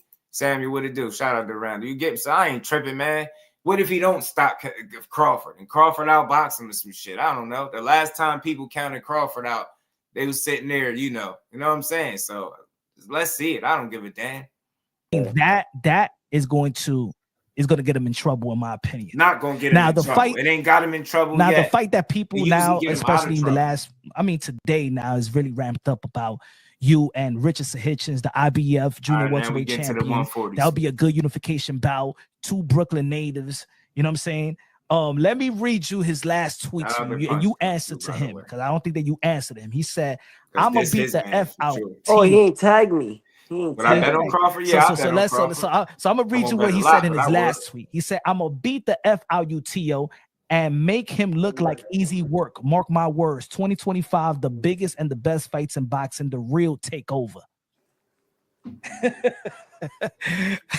What do you feel about what Richardson Hitchens, IBF junior welterweight champion, said? And he said, "I'm gonna punch your face like Florida right. Ninja." So what you feel about Richardson Hitchens' comments and what you think that fight, how it will play out and what you'll do to Richardson Hitchens? Because he's saying that he'll knock you out and stuff like that and paraphrasing. What you got to say about Richard? Yeah, right. Richard. Sapase Nambule. Yo, shout out to all my Zoes, man. I'm a Zoe too. He ain't know, but I'm a Zoe, man. If he's saying I'm from Florida, he should know most importantly where Zoes come from. He's gonna catch that heat. He's gonna catch that Florida heat. He gonna catch all types of heat, bro. Now Ain't no he is other. y'all. He's gonna catch that heat. He should know most importantly where Zoes come from. Zoe too, he ain't know, but I'm a Zoe, man. If he said Nambule, yo, Hey, shout out shit. to all my Zoes, man. Did I'm he a wipe Zoe his too, he nose? ain't know, but I'm His a Zoe, noses? man. If he's saying I'm from Florida, he should know most Did you just see importantly him? where Zoes come Nah, from. bro, run it The back, yo. Zoes, What? man. I'm a Zoe too, he ain't know, but I'm a Zoe, man. If he's saying I'm from See? Florida, he should Hey, know this is why most he gotta be importantly where stopped, yo. Zoes come from. This is He's why gonna catch that heat. He's gonna catch that Florida heat. This is why He gonna catch all types of heat, bro. Ain't no other. I ain't seen no other Brooklyn native throw the 52 blocks. What's up? I ain't seen nobody hit this. And they keep saying he ain't from Brooklyn, but we gonna And go continue. into it like that. Come on, dog. Come on, man. Roasting, I got people. I got roasting people his nose, in wipe his in nose. What that prison mean? that represent and love Teofimo. Rude exposure was They know good, what I bro. mean, and they know what I come from. You know what I'm saying? Do you think that, I think that it's Hey man, talk your shit, but at least tag me. You know, tag a brother. And tag me and fucking tell me you taking over the takeover. There can only be one takeover. Oh, I think Like, come up with your own shit. You know, I like the Hitchens. You know, you should have said like, and watch me check your chin because my name is Hitchens. Like, be witty with it. This man can't be from New York, yo. Ain't no way. He really, hey, Flatbush looking real down right now, yo. What? Y'all should take that mogul that you guys got of him, that monumental shit. Y'all should wash it over. You don't Whoever think painted that shit. You don't think he got the quintessential the definition of a I think he just can't talk. Maybe he could fight a little bit. I just think that he can't talk. You've been on Africa for a while, so for sure. Is it business talk? Because I never heard y'all. Fuck no, bro. I got the Lino. I got the ring, man. That's like taking Sugar Ray Robinson's trophy. Like you can't do that. I gotta defend it. Is it animosity? Because I never heard both of y'all talk ish about each other. That's why. But because now it's chippy, now it's a potential fight. It's more business than personal. They got cameras and stuff. Yeah, let me take a picture of you real quick. Yeah, I hope Africa there you go. Nice. Good job. There you go. Man, yeah. No. You're gonna be making love with girls with the glasses on and be like, good. And really give him that POV, dog. Yeah, this conversation freaky ass dude. He James Bond around here. Get back to Hitchens, bro. And it records, yo. You could do 3 minutes, you know. And to all my brothers out there, I know you probably can't do more than that. So hey, you know. So if the cop stops you, you already know. Being, yeah, I'm good. I haven't been drinking today and stuff like that. Yo, man. But to go back to that, man. Richardson Hitchens, great fighter. You know, he fought Jerron Ennis Boots in the Olympic trials as well.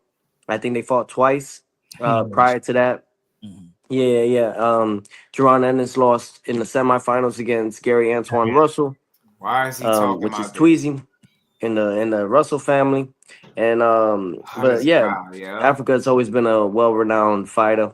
You know what I'm saying? He's always made it to the National Golden Gloves. He's won the Daily News Golden Gloves. He's won the Golden Gloves in New York. So he has that definitely has that style. You know what I'm saying? But I just think that it's how you gonna question if that man is from New York? He been putting on. You saying it out your mouth, man. That's why I hate when fighters get in these interviews. Just don't do that. It costs you nothing to give a man his just due. I'm gonna always stand for that.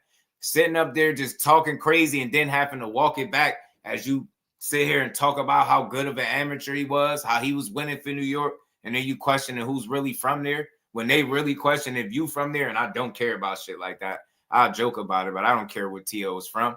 At the end of the day, man, you can't question that man been putting in work. I hear they got love for Africa out there, man. I really do. I hear they really got love for him. There's true levels to this, man. He's a great fighter. I'm not gonna overlook him because I know that he's a sharp shooter. You know what I'm saying? He's been in the ring with the likes of Tank and Shakur and Keyshawn Davis and others out there. So I look forward to a great fight. You know, I look forward to a really good unificating fight. For real, it's fruitful. He made it sound crazy. Yeah, and that's good. And I post. And when I beat him, he said unificating. Don't say I ain't from New York. That's a new one. I ain't never heard that one. TOL. He said unificating. What? And Shakur and Keyshawn Davis and others out there. So I look forward to a great fight. You know, I look forward to a really good unificating fight. For real, it's fruitful. Yeah, that's good. And I post. I want, and when I beat him, don't say I ain't from New York. Nah, not talking like that, bro. Unificating. Shout out to the Queen. Peace. Appreciate you. See it for the hustle and grind out. Much love. Roll a clap. This not funny. How am I supposed to get home? Hold on. Hold on. Here. $2. Take the train.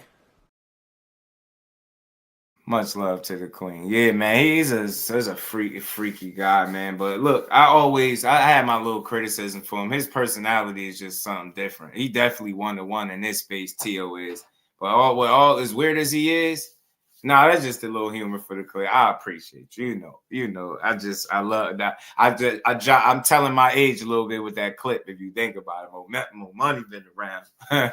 Just a little bit. Just a little bit. The makeover has issues, yeah, and it's crazy. Through all of this chaos, though, he can operate. Like, he can still get in the ring, put out a good performance and shit like that. But now you just want to see if he's able to do it against somebody that, is coming to win as well, like a younger, fresher. Not no Sandor, because that was shaky, right? We seen Sandor, we seen Jermaine. Now you saying you think the fight with you and Hitchens would be a good unificating matchup. That's cool. I like it too. I like the matchup for y'all too. I do think Hitchens stylistically could be a matchup problem. Maybe I'm saying it wrong, but I don't think I am. I think that he's a long arm guy. He rangy. He know how to use it. He got a good jab, good straight right hand. He throws straight punches down the pipe, man. I think he could catch Tio jumping in. Take advantage of Tio over relying on his athleticism and not being very good on the front foot. I think Hitchens could really give him headaches. I commend Teofimo if you turn down Subriel Matias to participate in what would be a unificating. I'm forever saying that it ain't unification no more. It's unificating. Tio said it's unificating. So I want to see the unificating matchup between him and Richardson Hitchens, man. I think that's the fight that need to be made. He didn't really explain what his beef was here. I mean, I know that's what the video say, but he didn't explain it well to me. It's no real beef. Just sound like you acknowledge how good he was and that he'd be at this point. That's pretty much what it sounded like. He was a sharpshooter. He was this. He been in there the likes with this one and that one. He's always winning this. You basically, all about this dude. You talking about where he ain't from. He was putting on for New York in your own words. So enough of that conversation. But the real conversation is the fight. Tio, if you said no to Matias, respectfully, if you thought it through and you said, that fight don't deserve to be on pay-per-view, because I'm not going to lie, your promoter was having second thoughts about putting it on pay-per-view. It was people in the chat when it got discussed saying it shouldn't be on pay-per-view. So maybe Tio was being a little bit smarter than what we think. And if you did all of that to find your way in a unification with Richardson Hitchens, it's water under the bridge for me. I won't even care. I'll say maybe you was playing chess for the first time. Maybe you actually was, because this will move your career further along. I think a unification, it's more in tune with what you've been speaking on, right? You said you want to go out there. You said you want to, snatch up the other titles just to take over this and that. You said you fighting the best guys out there. I think fighting Richardson Hitchens would be proven. I think he's one of the best guys out there. He's obviously a legit champion. He beat Parrow, who people looked at as a legit champion, right? And even some people picked Hitchens to lose. I wasn't one of those people. I wasn't surprised how the fight played out. Now on to the next. I think that's a great fight for both of them. It's 50-50 respectfully, but I lean towards Hitchens because styles. I seen how Tio look on the front foot. I think Hitchens will box him and outsmart him. I think he'll force him to play chess, and Tio over relying on his athleticism, I think could get him in trouble. I think the fact that Hitchens is long, rangy, he throws straight shots, got good footwork, defensively responsible, and he's smart. He's just a high IQ to me. Whether you think he don't got a deep bag or not, he got enough. He got enough in there to beat you. And he just know how to win. Sometimes that's what people forget about some of these fighters. You might not love their style per se, right? You might not be in love with it, but it's effective, it's efficient, and it wins. He wins. So he know how to win rounds. And a guy like Teofimo, whose power ain't what it once was at 35, that's no longer there. You get what I'm saying? Now he got to outbox these guys. So anything can still happen, but for me, I kind of take the knockout off the table. I don't see him knocking out Hitchens. I don't see it at all. I ain't see him knock out lesser guys. I don't see him knocking out Hitchens. I think he'll have to go get him, and I think him being on the front foot, he'll get frustrated, just like we've seen in the past. And he doesn't look good when he got to go get you. When you forcing him on the back foot, oddly enough, he's able to perform, use his athleticism, reflexes, and things like that to get out of trouble. He's a pretty good damn counter puncher as well. But if you change, you set the table on him and you change, you switch it up, he gonna be in trouble. You know what I'm saying? Like I said, it's crazy that, and that's why I would respect him, because you would turn down a Matias fight that would be on pay-per-view and all of that good stuff, getting paid more, all of that, right?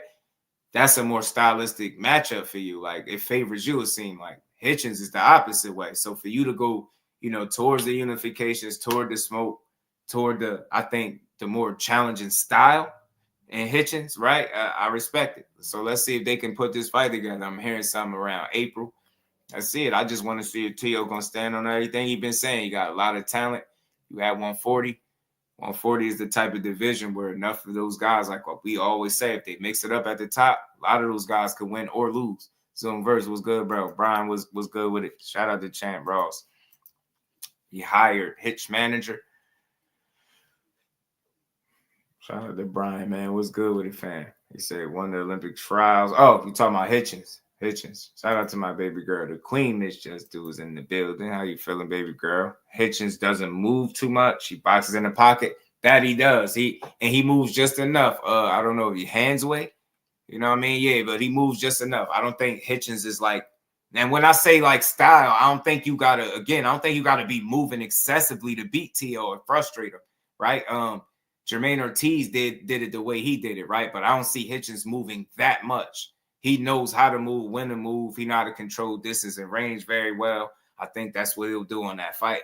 In the fight, you get what I'm saying? He's saying T.O., yeah, that's all cool for T.O., but T.O. wasn't a better amateur, if you asking me, than Richardson Hitchens at all. You know what I'm saying? And he got the better pro resume as of right now, right? Got the better wins and stuff like that. That's cool, but I think style-wise it favors Hitchens, and I'm standing on that. I think it's still a good fight, but I feel like ultimately if T.O. is having to get a guy, and Hitchens, he'll fight you in the pocket, but I think he'll be smart enough to know to make T.O. box with him.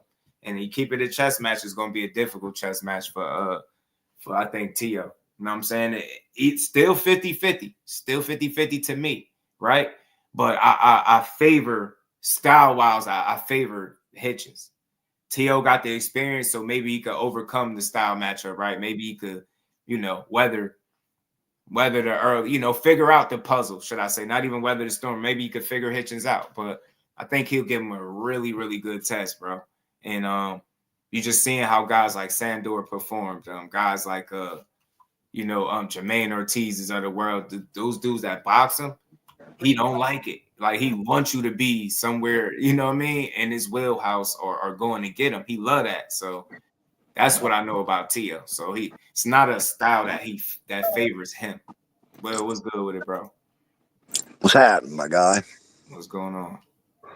Man, look, Tio has never been right since the Cambosa's fight. He really hasn't. I mean, I haven't seen him box with any confidence at all.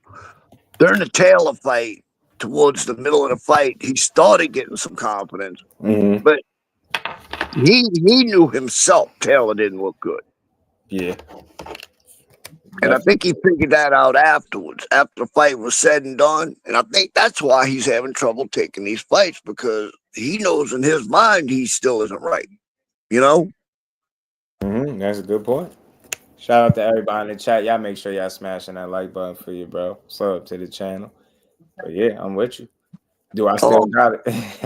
Right. Yeah, exactly. In my mind. I think what he needs to do is get somebody that can actually fight. And I'm not talking about none of the, maybe none of the top guys right now.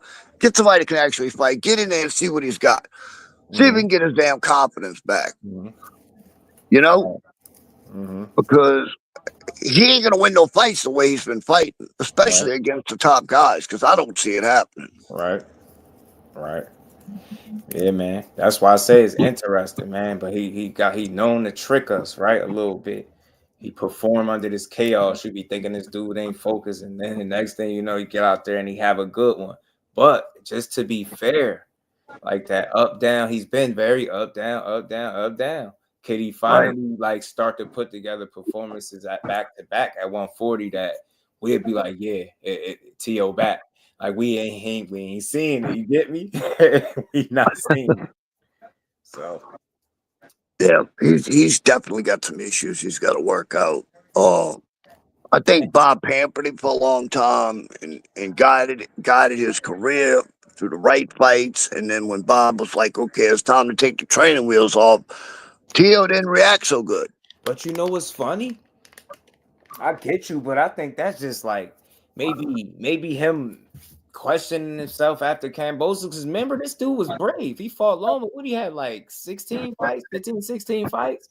Like, he was all for that. Like, this was that guy. It just seemed like I don't know if you mentioned it or somebody said something about Kambosos. Maybe after Kambosos beat him, it's like, I don't know. From there, it was like something different.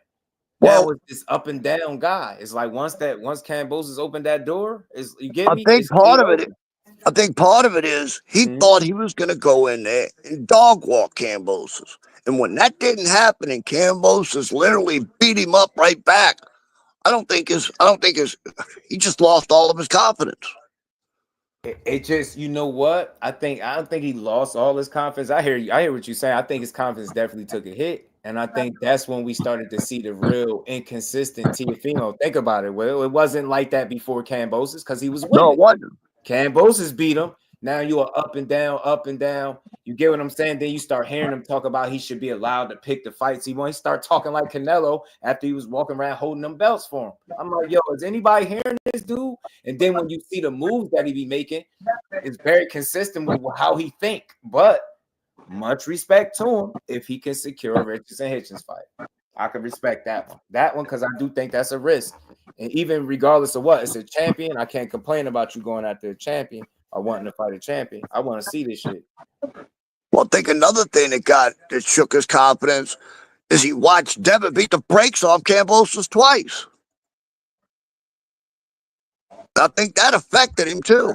That's interesting. Because he struggled so bad with Kambosos. Interesting, man. Because he in that mix. He in that mix for those dudes to fight. They're amongst the mix with each other, man. So I want to see who really going to fight who. You know what I'm saying? Is it going to be Ryan to be in there with all three of the kings, as they call them? Like, is it going to be Ryan? Like, who going to be in there? Because I like all these fights are good, but it get tricky for Tio because if he's fighting Hitchens, he obviously got a title. That'll be a unification. He's fighting for titles. Tevin is done at 40. He already said he go up, he's staying up, he done. Ryan done. So it's like, how do those fights materialize? If you're a true champion, you catchweights do you no good. So that's gonna be the tricky part for Tio. Shout out to my boxing mom for the support. I ain't gonna lie. He gets in the ring with Ryan. Ryan's gonna skull drag him. Mm-hmm.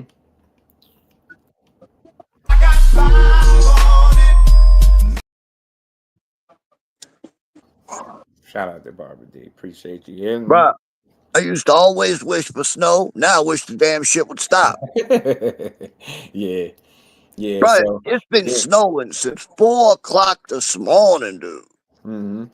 And it still ain't even close to stopping. Yeah. I've never seen, the most we ever see down here is like 1 inch, 2 inches on the ground. And within a few hours, it goes away.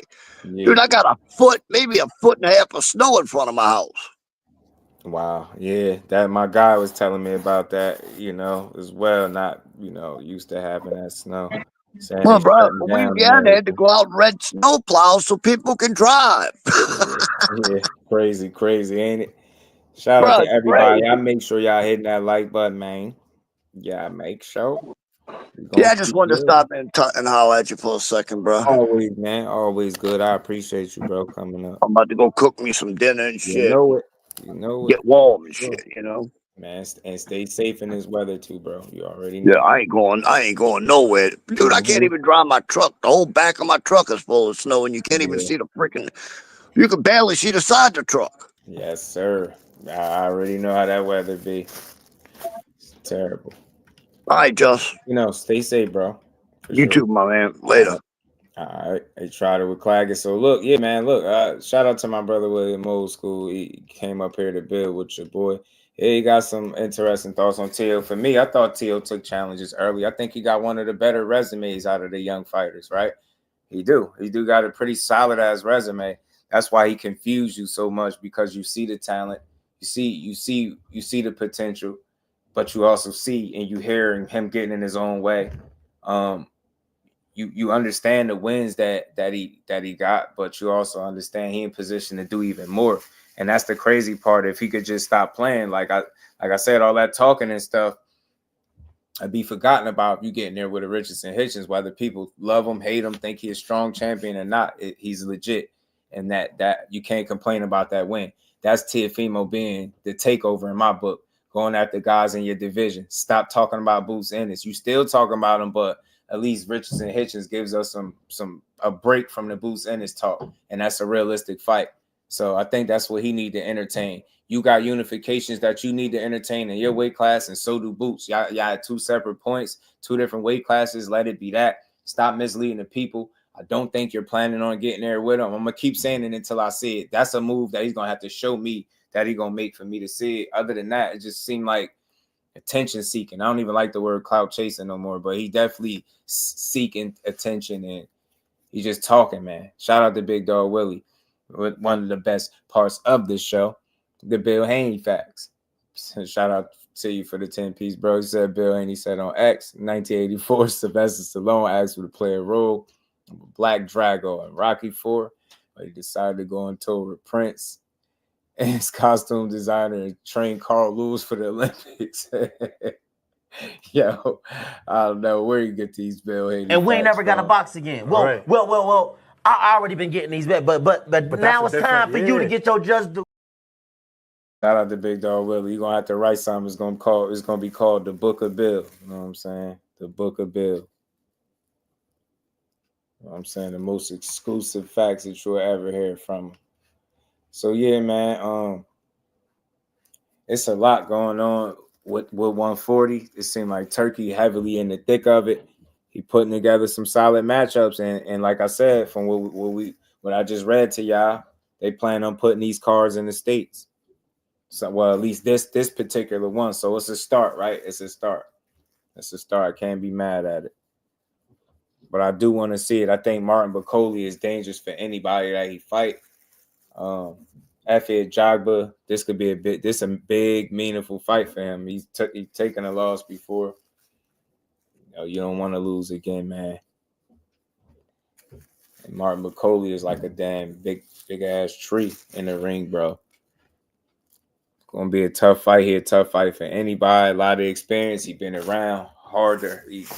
Tough dude, just hard to deal with. But it's beatable at the same time. But you gotta bring the right game plan for Bakoli. If not, he gonna hurt you. He gonna get you out of there. Gonna get you out of there.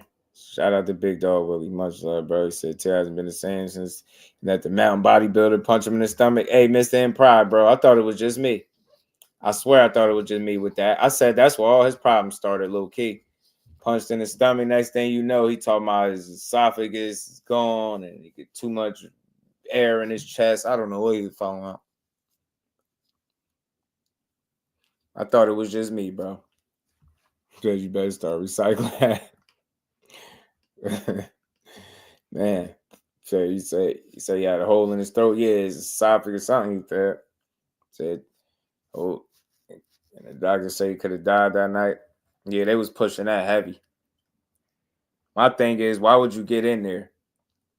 That's a lot to deal with. I just think he was uncomfortable with the law, so he just started saying shit. I ain't gonna lie. I definitely think he started just throwing stuff out there. 100%.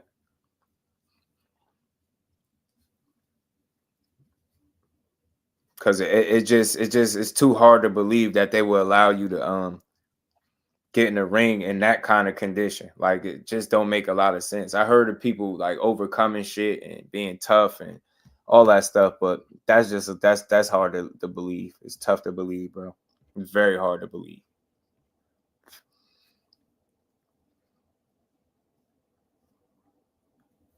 You're breathing that compromise, like it just was, and your dad let you do it too. That was stupid, all the way around the board. That's why I was like, man, I don't know about that one. I don't know about that.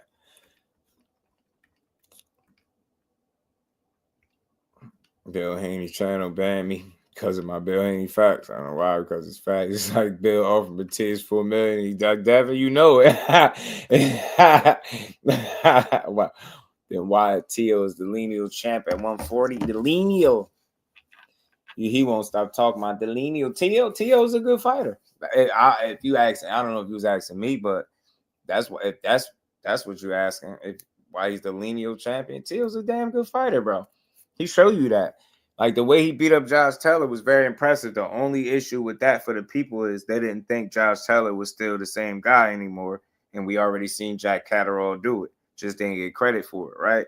So all people are asking the Teo is just to do what he say, right? Just like any other fighter. Like I say, he's in a very, very good position if you really look at it for what it's worth.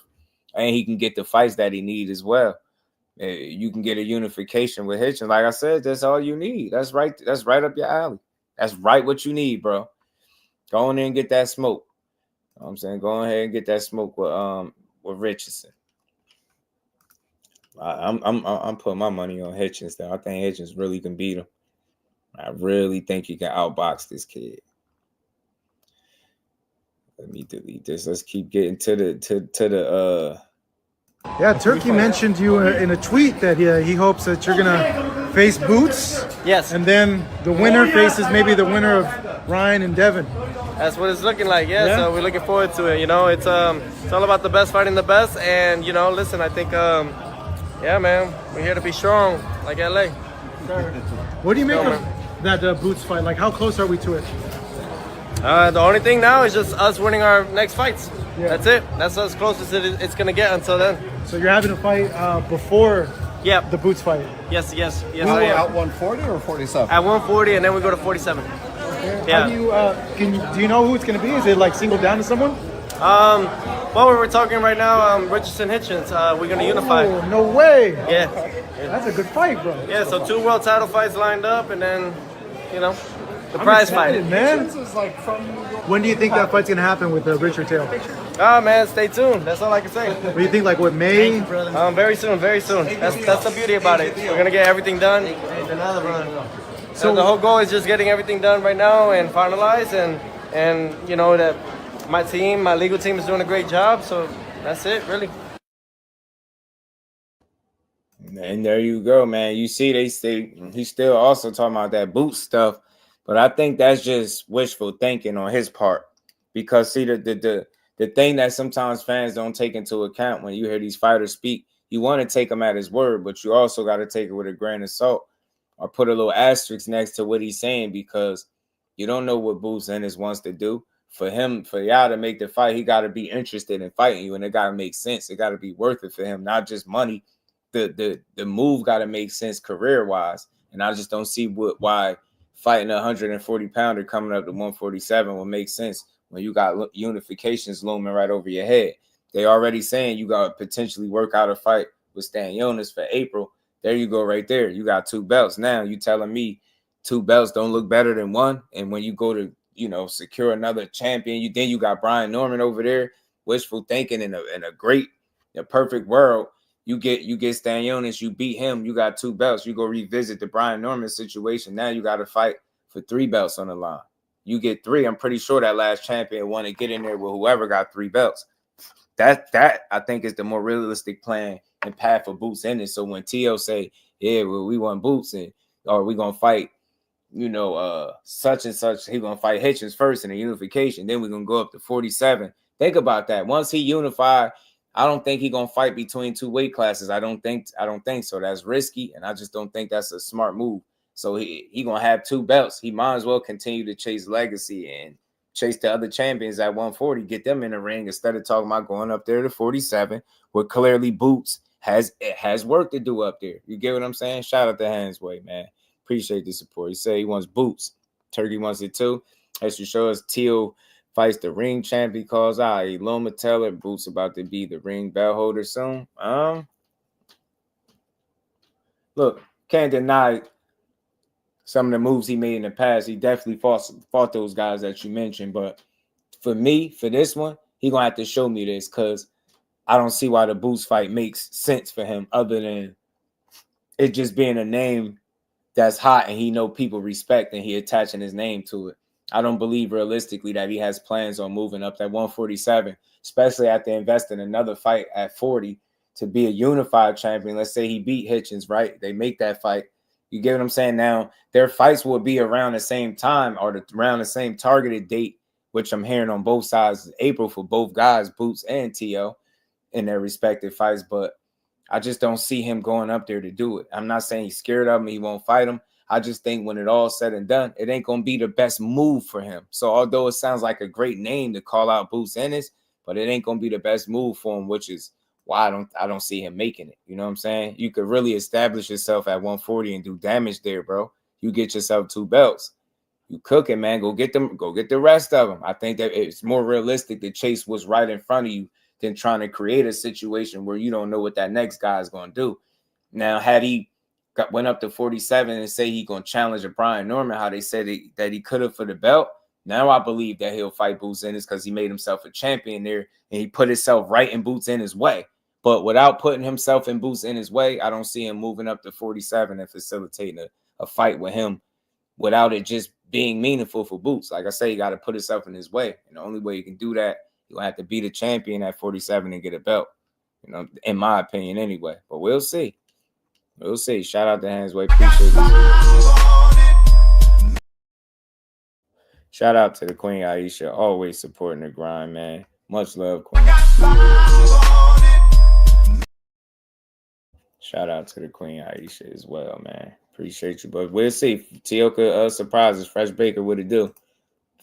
You can leave it. Him in Africa, they ring walk. I feel you.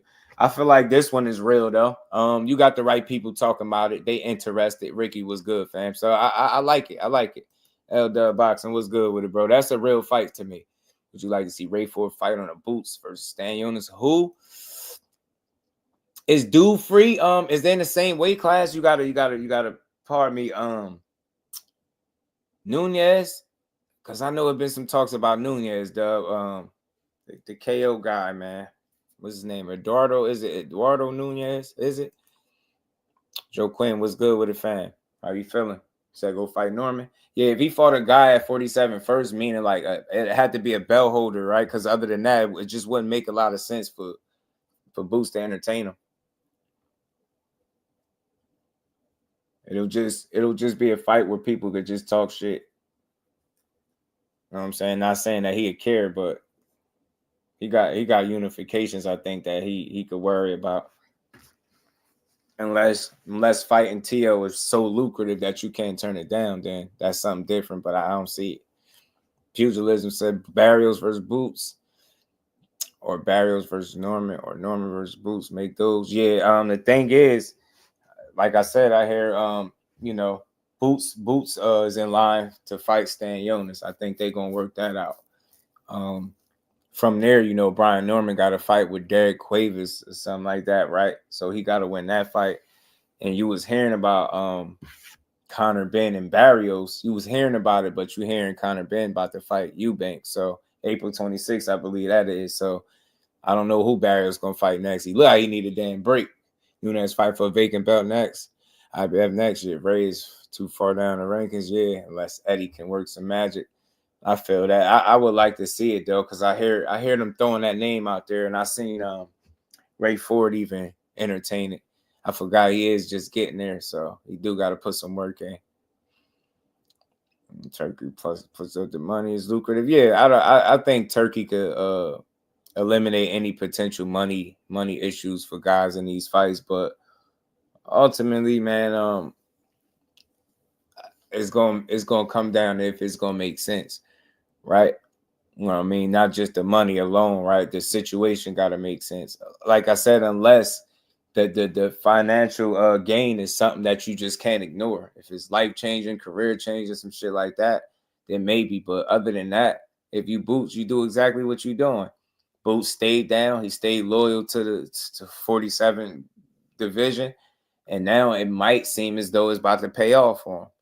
And if he can secure his first unification, I think that'll get the ball rolling to try to get, the rest of the champions. I think, like I said, that's his path. I think anything else is risky and a waste of time. He was to turn down Turkey twice. I don't think he turning him down per se, but it's like it's an offer, right? It's an offer. You either, it's slogan one, what it do, my guy? You either like if you rock with it or you don't. In this instance, we gotta cross that bridge when you get there. Like I said, Turkey is very ambitious, bro, and he's almost essentially laying out fights before the first fights are completed. But at the same token, he like, yo, if the guys lose, then put the losers in with the losers and the winners with the winners. And that shit sound good, in hindsight, but we gotta see how it all shake out. I don't think Boots is putting himself in a bad situation, right? Because I think he got to do what's best for his career. And I think he's doing that by staying patient and remaining down at 47. Like I said, just might pay off for him, but we'll see, man. I don't think he'll burn no bridges is what I'm saying. You know what I'm saying? I think Turkey would be, you'll understand that it's just business at the end of the day. And like I said, Tio got to prove to me that he jumping at 47, and that's the fight that he going to take first is Boots. Like, he going to have to show me that one. And we ain't never got a box again. Well, right. well, I already been getting these bets, but now it's time for you to get your just do. Lenio versus Lenio. I mean, it's cool. I see. Yeah, let's see it. We staying true to his goals. Yeah, I ain't mad at Boots. That's all. And he right there. I think right there. He knocking at the doorstep. Right. The right conversations are being had. You know what I mean? Him and Stan Jonas. Stan Jonas to save the day. And I'm not surprised that he'd be the one to take the fight. He said it. He said it in the YSM. I seen an interview up there where he was talking about it. He said he'll fight Boots. So he might have his opportunity to back that up. I mean, some people seem to think that, Stan Jonas is tough and it's going to really be a tough test for Boots because Boots is untested and ain't fought nobody. That's what they'll tell you. So and he got his opportunity to prove it too. You know what I'm saying? He got his opportunity to prove it. I think he'd be just fine, though, man. I think, out of the champions, I think him and Norman would be the most competitive fight for some reason. That's what I see. And that's why I hope we get that in the near future, too. They said Turkey, that's a new one. Turkey. The matchmaker. Yeah, it's weird, too, since I love the matchup. I don't really care who putting it on, right? I don't knock it. If you're going to put on a good fight for me to watch, I salute him, and that's it. But the praising stuff is just in worship. It's just OD. I mean, you just give credit where it's due, and that's it. That's all. I mean, keep it pushing. Let's keep rolling, though, man, because if they wanted to promote it in the West Coast, if he's Puerto Rican, shouldn't he be in the East Coast in New York? And then secondly, it was on pay-per-view. I'm not fine with pay-per-view if it's not with the right dance partner. Listen, if Sabrina Matias was really worthy of that type of competition, then Matchroom, Eddie Hearn would have still kept him. Right? Knock him out, Teofimo. Damn right. You know it. Knock him out, whoever. And it's a business, and I want to play business this year. That's all it is. I want to make the right deals and the right things that I know that that is worth a lot of stuff for my son and for everything else. They want to distinguish my pay-per-view and my sales. They want to do a big arena, T-Mobile Arena. That's not going to sell in the West Coast against a Puerto Rican. And Top Rank doesn't have the right stars. And I'm sorry for the right stablemates, but there's not good stablemates in Top Rank right now. So what am I doing? You know what I'm saying? If it was in New York and if it wasn't on pay-per-view, then that fight would be done.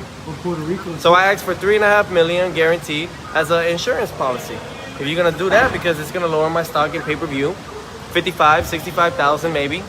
They didn't even believe it would pass that 100,000 threshold. So why are we doing it on pay-per-view? That's from Bob Arum himself, the chairman. If you go on Boxing Scene, he said that it's not pay-per-view worthy. So why are we still making the fight pay-per-view? They trying to fuck my. I ain't gonna lie. He sound like he put some thought into that. It sound like he put a little thought into that. Some people say ducking, but it sound like he put some. Hey man, ain't he good for the business? Because I know you the guy to ask about this Keith Connolly guy, man. Ain't he good at his job, Dub? From what I understand, he good. I think wasn't that a good move for him? You're going to boot Stan Jonas in Atlantic City if it happens. It's a strong possibility, bro. Rob, what it do, family? How you feeling? Shout out to Omar. Said Teal knows the business. Hey, and not in that particular instance, I'm not gonna lie. It sounded like he was making sense. I gotta give credit where it's due. It didn't seem like he was just blabbering for the first time. It sounded like, but people are gonna say you used the business of boxing to duck Matias. But I just listening to what he's saying. I'm like, I can't say none of what he said made no sense. And he's not lying. Bob Arum himself was having second thoughts about putting it on pay-per-view. So he's not lying about that part. He like, they ain't even think it would hit the threshold. You fight on that and you do terrible numbers, now it makes you look bad. That's pretty much what he's saying. I could understand that. But the timing of it don't look the best when you was on record for saying how soft Matias was, right? So it's like, the problem is sometimes fighters, you know, it's the time in which they decide to, I'm going to use his words, play business, right? You did it at a time where people felt like it was a dangerous fight for you, right? So, of course, you found a reason to not take it. It's odd that you've complained about fighting in a small Hulu theater, as you put it, right? Complaining about that to, you know, being able to fight at T-Mobile Arena, and then you saying that's big, but you don't want it because Matias is he Puerto Rican and is not going to sell on the West Coast. And I ain't gonna say he was just talking, but people ain't gonna be as you know, easy going as me with it. They're gonna just like you avoiding it. But I think the conversation is deeper than that. I think he actually made some sense there. And the leg that he has to stand on is that his own promoter was on record having second thoughts about putting a fight on there. You get what I'm saying? So he ain't tripping completely. And like I said, I'll kind of be willing to just kind of look the other way if you go get your unification. So if you fight Richardson, Hitchens, I like it. You know what I'm saying? Yeah, for sure. Flossy Sports TV, my guy. So that's an interesting dynamic. Shout out to Hansway. Yeah, you're right. I did read that too. So they both managed by that guy. It's hard to argue with it, right? It made some sense. Sound like he put some thought into it. Shout out to my bro Flossie. What's good with it? Sound like he put some thought into it. I won't lie. But again, the bigger news is not just sitting completely on the sideline. Now you got yourself right back in the conversation with a guy that is from New York. So maybe y'all could have a fight in New York, you and Hitchens, a unification. I think that'd be dope. Loser gotta say they ain't from New York. But nah, man, I like that. I like it. I like that move right there, man. I think that works for me. That works, bro. That works. Noticed his own posting till now too. Yeah, you're right. They are. Teofimo said he is top rank's biggest star, didn't he? He did. He should be able to fight anywhere if that's the case. Yeah. So there is that argument too, though, Dub, because I did get on him about that. He did say he is the only star they got left, so they got to deal with it. He also talked about and bragged about how much money and how much sponsors. Hold on, I think I got a little clip where he was talking about some sponsor stuff. Damn the Ryan Garcia fight. Can you tell me why? When you're the best, when you are the guy, when you bring major sponsors, endorsements, big major business deals, when you offer me a 1.5 stake in the piece, you. So no, yeah, I declined the offer. So what next for you then, Tio? You're in the What's next for me is worldwide takeover. That's where it's next. I want to go to Italy. I want to take other places in different ways. I got a lot of fan base in Africa too. I want to go out there. So my whole thing is taking it global. Obviously a lot of big names. Because nobody else is going to help me in the boxing game no more. When you bringing in sponsorships, when you got J-Lo, I got Budweiser, Walt Disney. But his ass didn't want to gamble on himself in that Matias smoke. That is true. So I'll say this. I've always said this. Pat Bell, my guy, how you feeling, bro? Ryan, what's good, family? I always said this. He says a lot of things. he said almost to the point where you think he believes him. I think when push came to shove, he don't believe he's as big a star as he is, because notice when he spoke about what the fight would do, he said, I'm Matiz and nobody knows him. Oh, he's Puerto Rican. But you the other side of it. What about you? Don't the people know you? Ain't you the star? Then you make Top Rank and ESPN, all these millions and millions of dollars, you said. Like, if that is the case, then you would think you'd be willing to gamble on yourself, and you wouldn't even be concerned with what fan base that guy's bringing in. You would use that opportunity solely to do you and be the man of the show. So it's multiple ways you could have looked at it.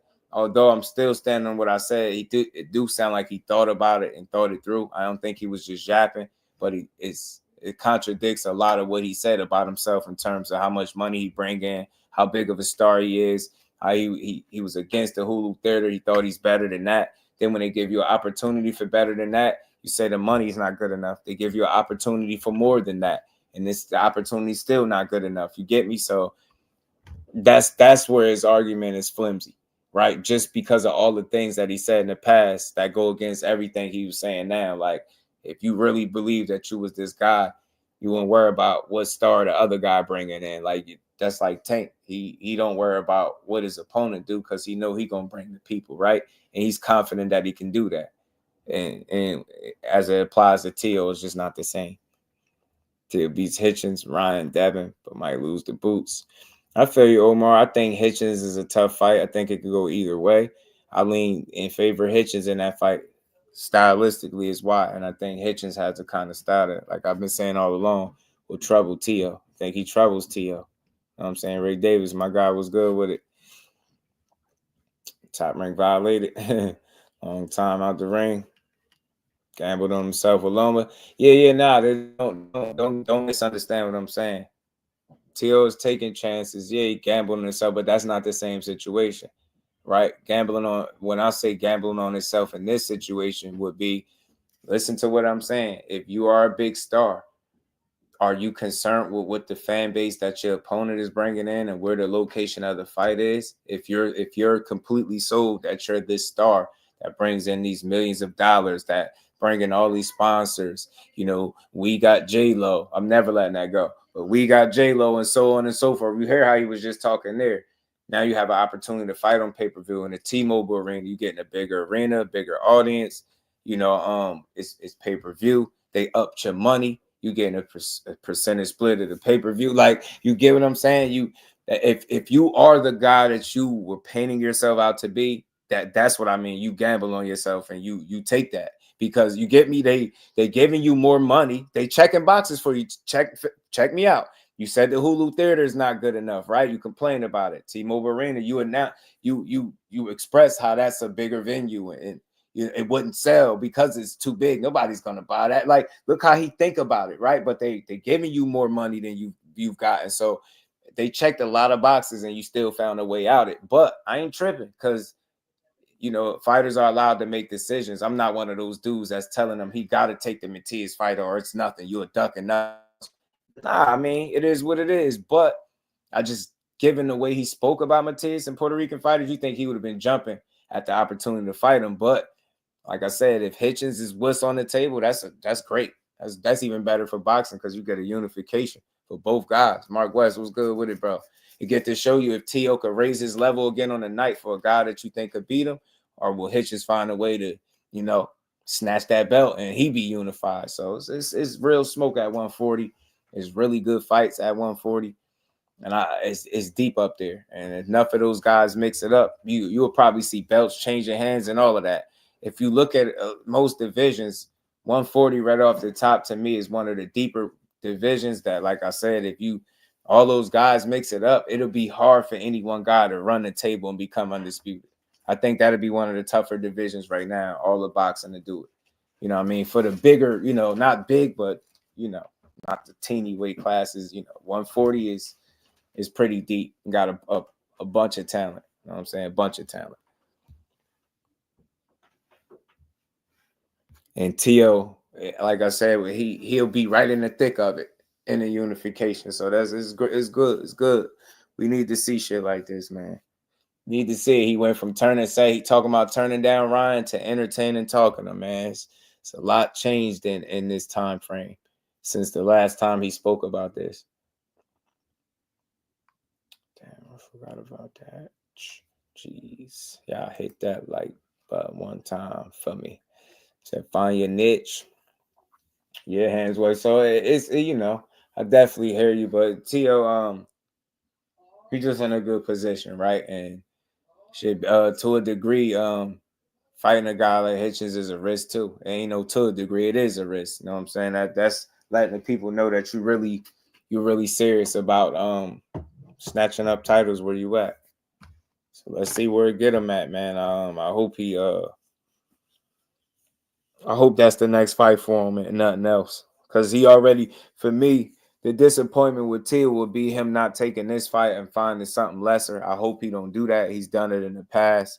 He's gotten his own way in recent times back to back. So hopefully he's smarting up. That's what I want to see from Teal. I want to see him smarting up.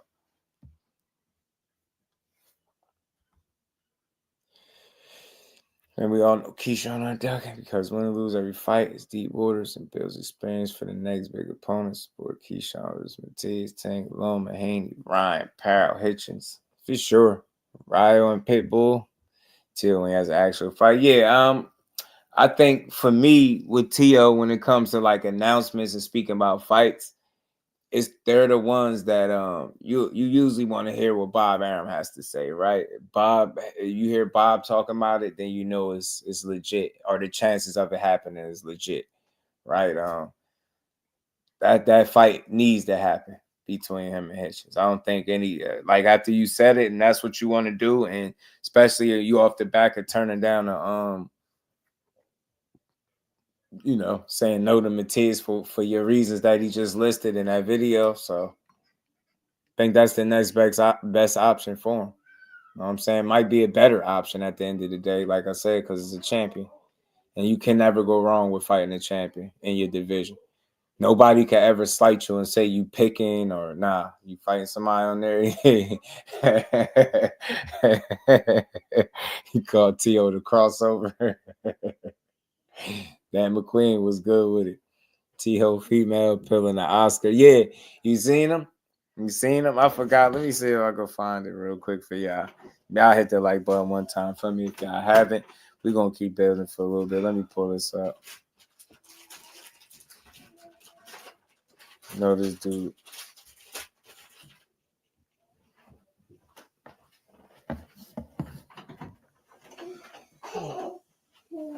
Somewhere about him. He been talking a little bit. He said he was gonna knock Tio out. They're gonna knock Tio the F out. He said he was gonna make it look easy too. Hold on, where's that? See, he talked this Tio right here. This is Hitchens reposting this. He praying. He's saying, "Yeah, this is the fight. It's official. This is what they saying." So I hope so. But yeah, he said he gonna punch him back to Florida. Say he gonna beat the out of him and make it look easy. He said, mark my words, 2025, the biggest and best fights in the boxing, the real takeover. So that's what Tio was speaking about too. What Hitchens said, he said he'd take over in that interview I pulled up. So look, the table is already set for them to fight. Anything less is foolish. They need to fight each other. They should fight. Throw hands. That's what I want to see, bro. Throw hands. It's a win. It's a 50-50 to me. I like to fight for both guys. Y'all make sure y'all smashing the like button too, man. I feel like I'm losing my voice a little bit. My bad, y'all. Oscar had the Grand Theft Auto stripper face. You stupid. I think Pitbull turned down Ryan because he was promised the winner of Puyo versus Sander. I never thought about that, bro. I was still stuck on the matchup. It just being a bad matchup stylistically, or not even stylistic. I just thought it was a bad matchup. Like he out of his element, too much weight. Like he didn't look good at 40. His power don't look like it went up there too much with him. And him fighting a full-blown welterweight, which is pretty much what Ryan would have been. I always thought it was risky, foolish move, but that's interesting. I ain't never think of that. And you know, anything can happen in boxing. He could have been promised that. That's something though. Julio and Sandor Martin is an interesting fight too, man. Top rank doesn't want to hit fight. Hopefully Keith can work his magic fast. Yeah, I hope so. I hope so too. But I'm hearing that, you know, they was talking about making it. So we'll see. because they both talking about it, you know, post and retweet. And I know they post and retweets and it's early, but I just like when it seemed like the parties are at least on the same page. That'd be a good sign. And then when you don't hear them talking as much, it usually be a good sign too. Like, because there ain't no sense of talking if they know they working on it, right? That's when I get concerned. When I see too much talking, I don't think a fight coming next. I'd be like, there's no way to fight coming now. If they start talking too much, it's over with. Yeah, 2025 heating up, bro. It's getting better. It's getting better, man. It's getting better. It's getting better. We're gonna keep rolling though. We ain't done. We ain't done. Obviously we know for February we got the big fight coming up at the top of the month with David and David. And I think that fight is truly could be one of the best fights of the year. It could be, or it could end up shocking us at the way it play out. But you know, Benavidez, man, you know, some people think he's emotional. Some people think he's too angry. I mean, he vowed to end Morrell. He said he probably gonna retire him after this fight. So he talking that, you know, that fighter talk. He laying it down. He's serious about what he's saying, but I don't know. This could be a good fight. I don't think Benavidez is too emotional. I don't think he'll allow his emotions to stop him from winning this fight. I just don't see him like. I think he's a passionate fighter, right? Not an emotional guy, right? Emotional fighter. I don't see him fighting emotionally, right? I see him fighting with, you know, passion, grit, determined, right? Determination. He one of them. He hungry. Like, that's how Benavidez fight. He don't make me think he's an overly emotional dude.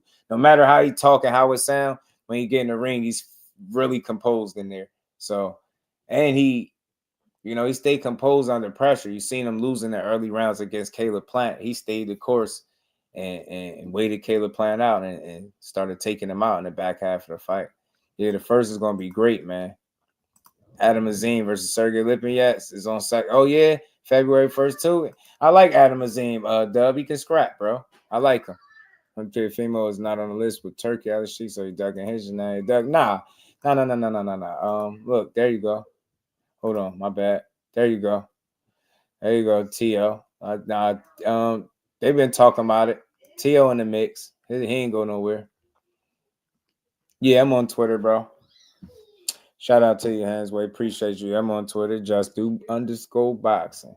I'm on there. Shout out to everybody. Y'all smash the like button. We're going to build for a little bit more before we get up out of here. Something else I wanted to touch on, too, though, while we rolling. We going to keep rolling through these topics, man.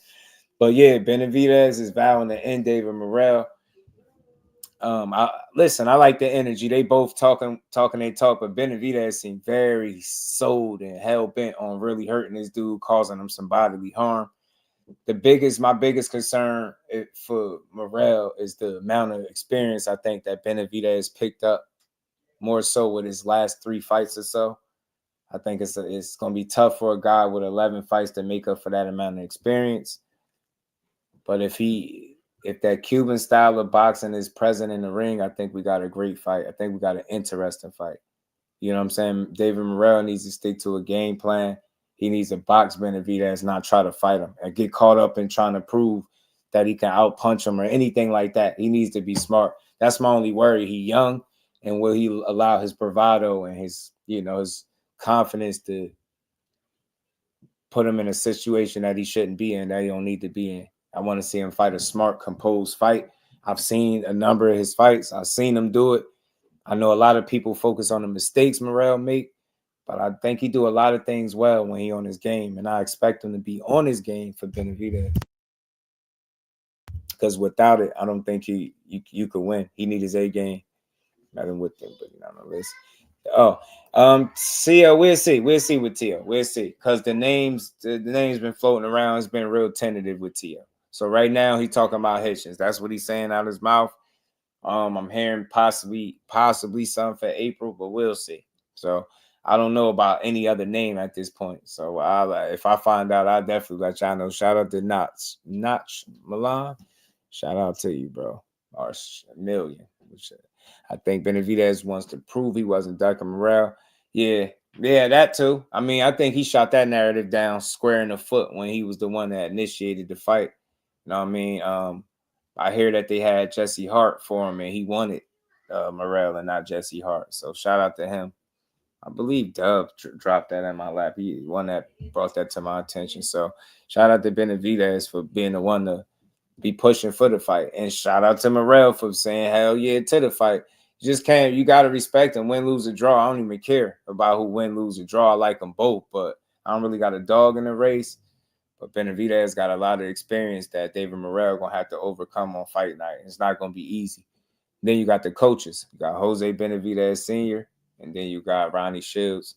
So that's going to be an interesting dynamic too. See how each guy coaches respond and make adjustments throughout the fight. So we'll see. February 1st going to be a good one though. But does that Adam Azim and Sergey Lipinets. Cool. Good work for Sergey. I mean for Adam Azim. To remind me of Americana a little bit. Reef. But let's keep rolling, man. Something I seen, y'all know that Clarissa Shields, right? Clarissa Shields, she dropped a movie recently. And you know, I don't even know if I could say disappointed because I kind of expected with people.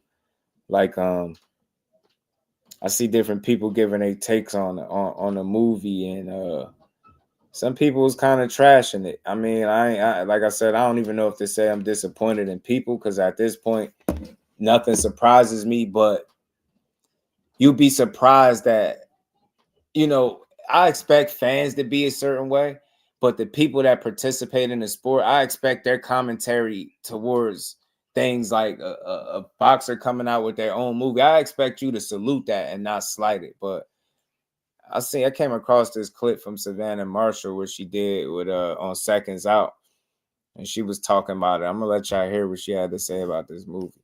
We're going live for the Pacheco versus So Cold and Andy Cruz on Saturday.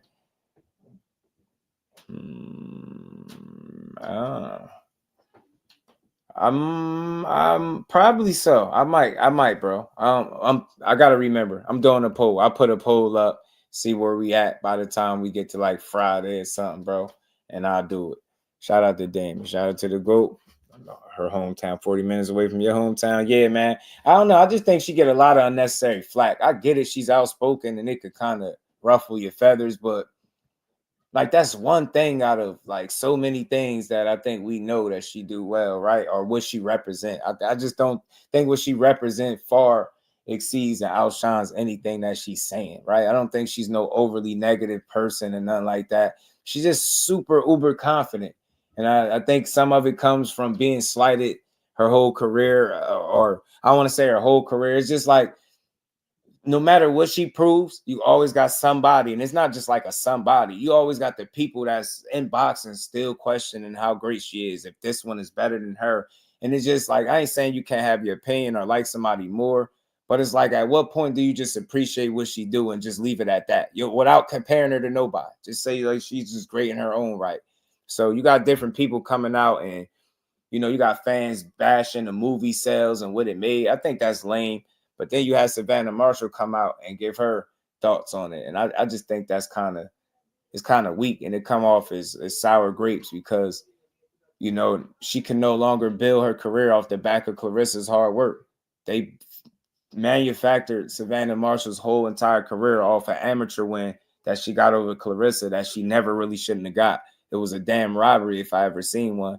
And they built her off of that, you know, always bringing it up at every opportunity, right? And I think now with Clarissa beating her, she can no longer, you know, you can't push that bullshit no more. So she just comes off as sour.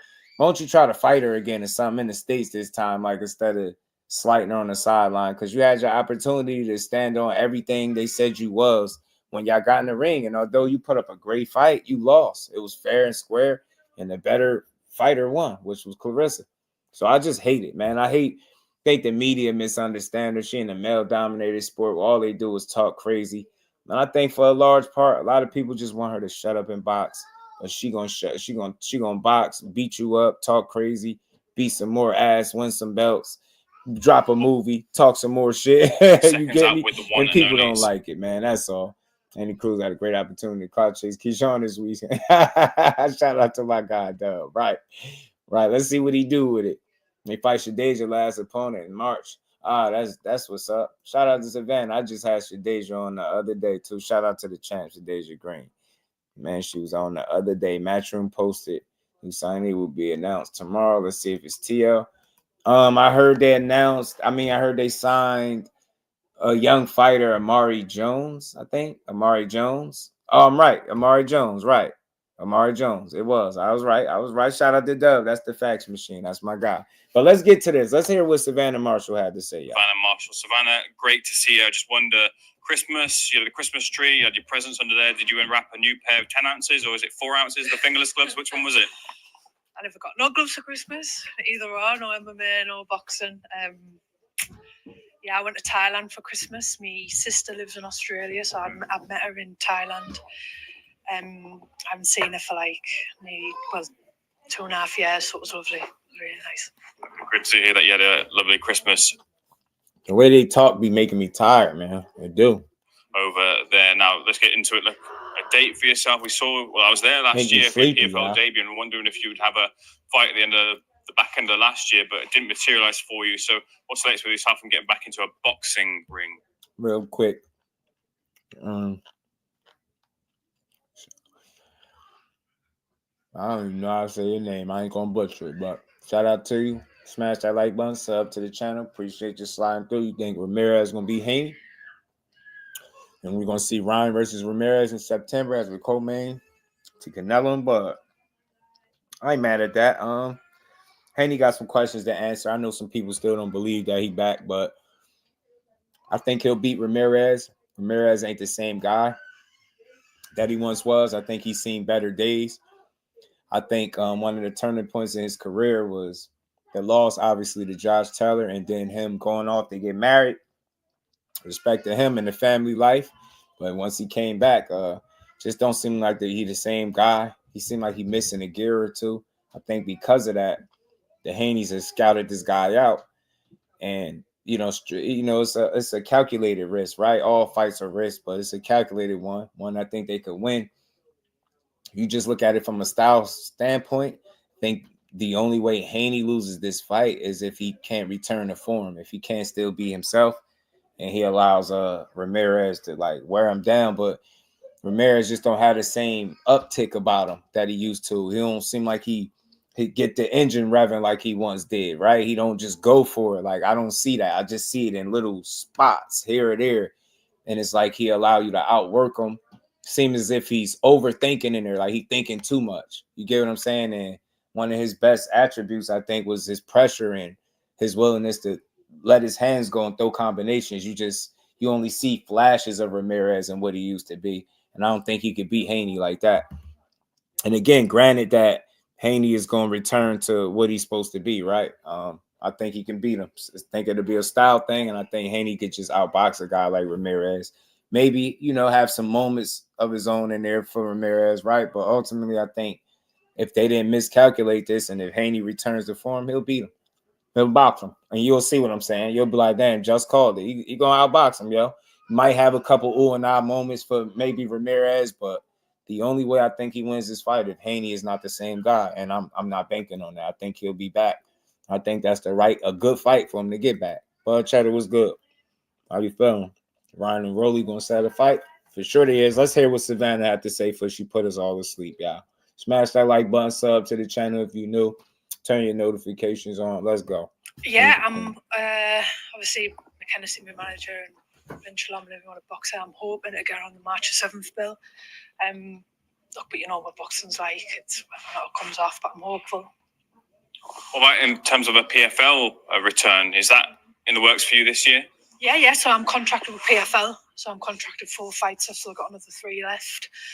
But like I said, it's an all-female card, and I'd love to get on it. The last one was just amazing. So it'll be part of history again. I'd love to get on it. So we're sharpening up the takedown work. We're sharpening up the takedowns. You got the striking obviously in the bag, but the other side of it, how's that getting on? The MMA, yeah, it's coming on. Obviously, I've been doing it over a year now. Getting better, that 1% every day. Just want to ask you, of course, like we've got a big fight coming up over. Right, I agree, bro. Perfect matchup. Banks was good, bro. In Michigan, Detroit, I believe it is. Clarissa Shields is unifying the heavyweight titles. Do you feel that she'll have any problems posed to her by Danielle Perkins? To be honest, I don't know that much about Danielle. I know that she's a little bit older. She hasn't got the experience what Clarissa has. Like I say in the weigh-in, she's a big girl. She's a big gal. That's all I can really take from that. Maybe she's a big gal. Danielle did try to rattle the cage a little bit by grabbing the belts there. What do you think of that? Dimitri had to step in, didn't he, and save Clarissa?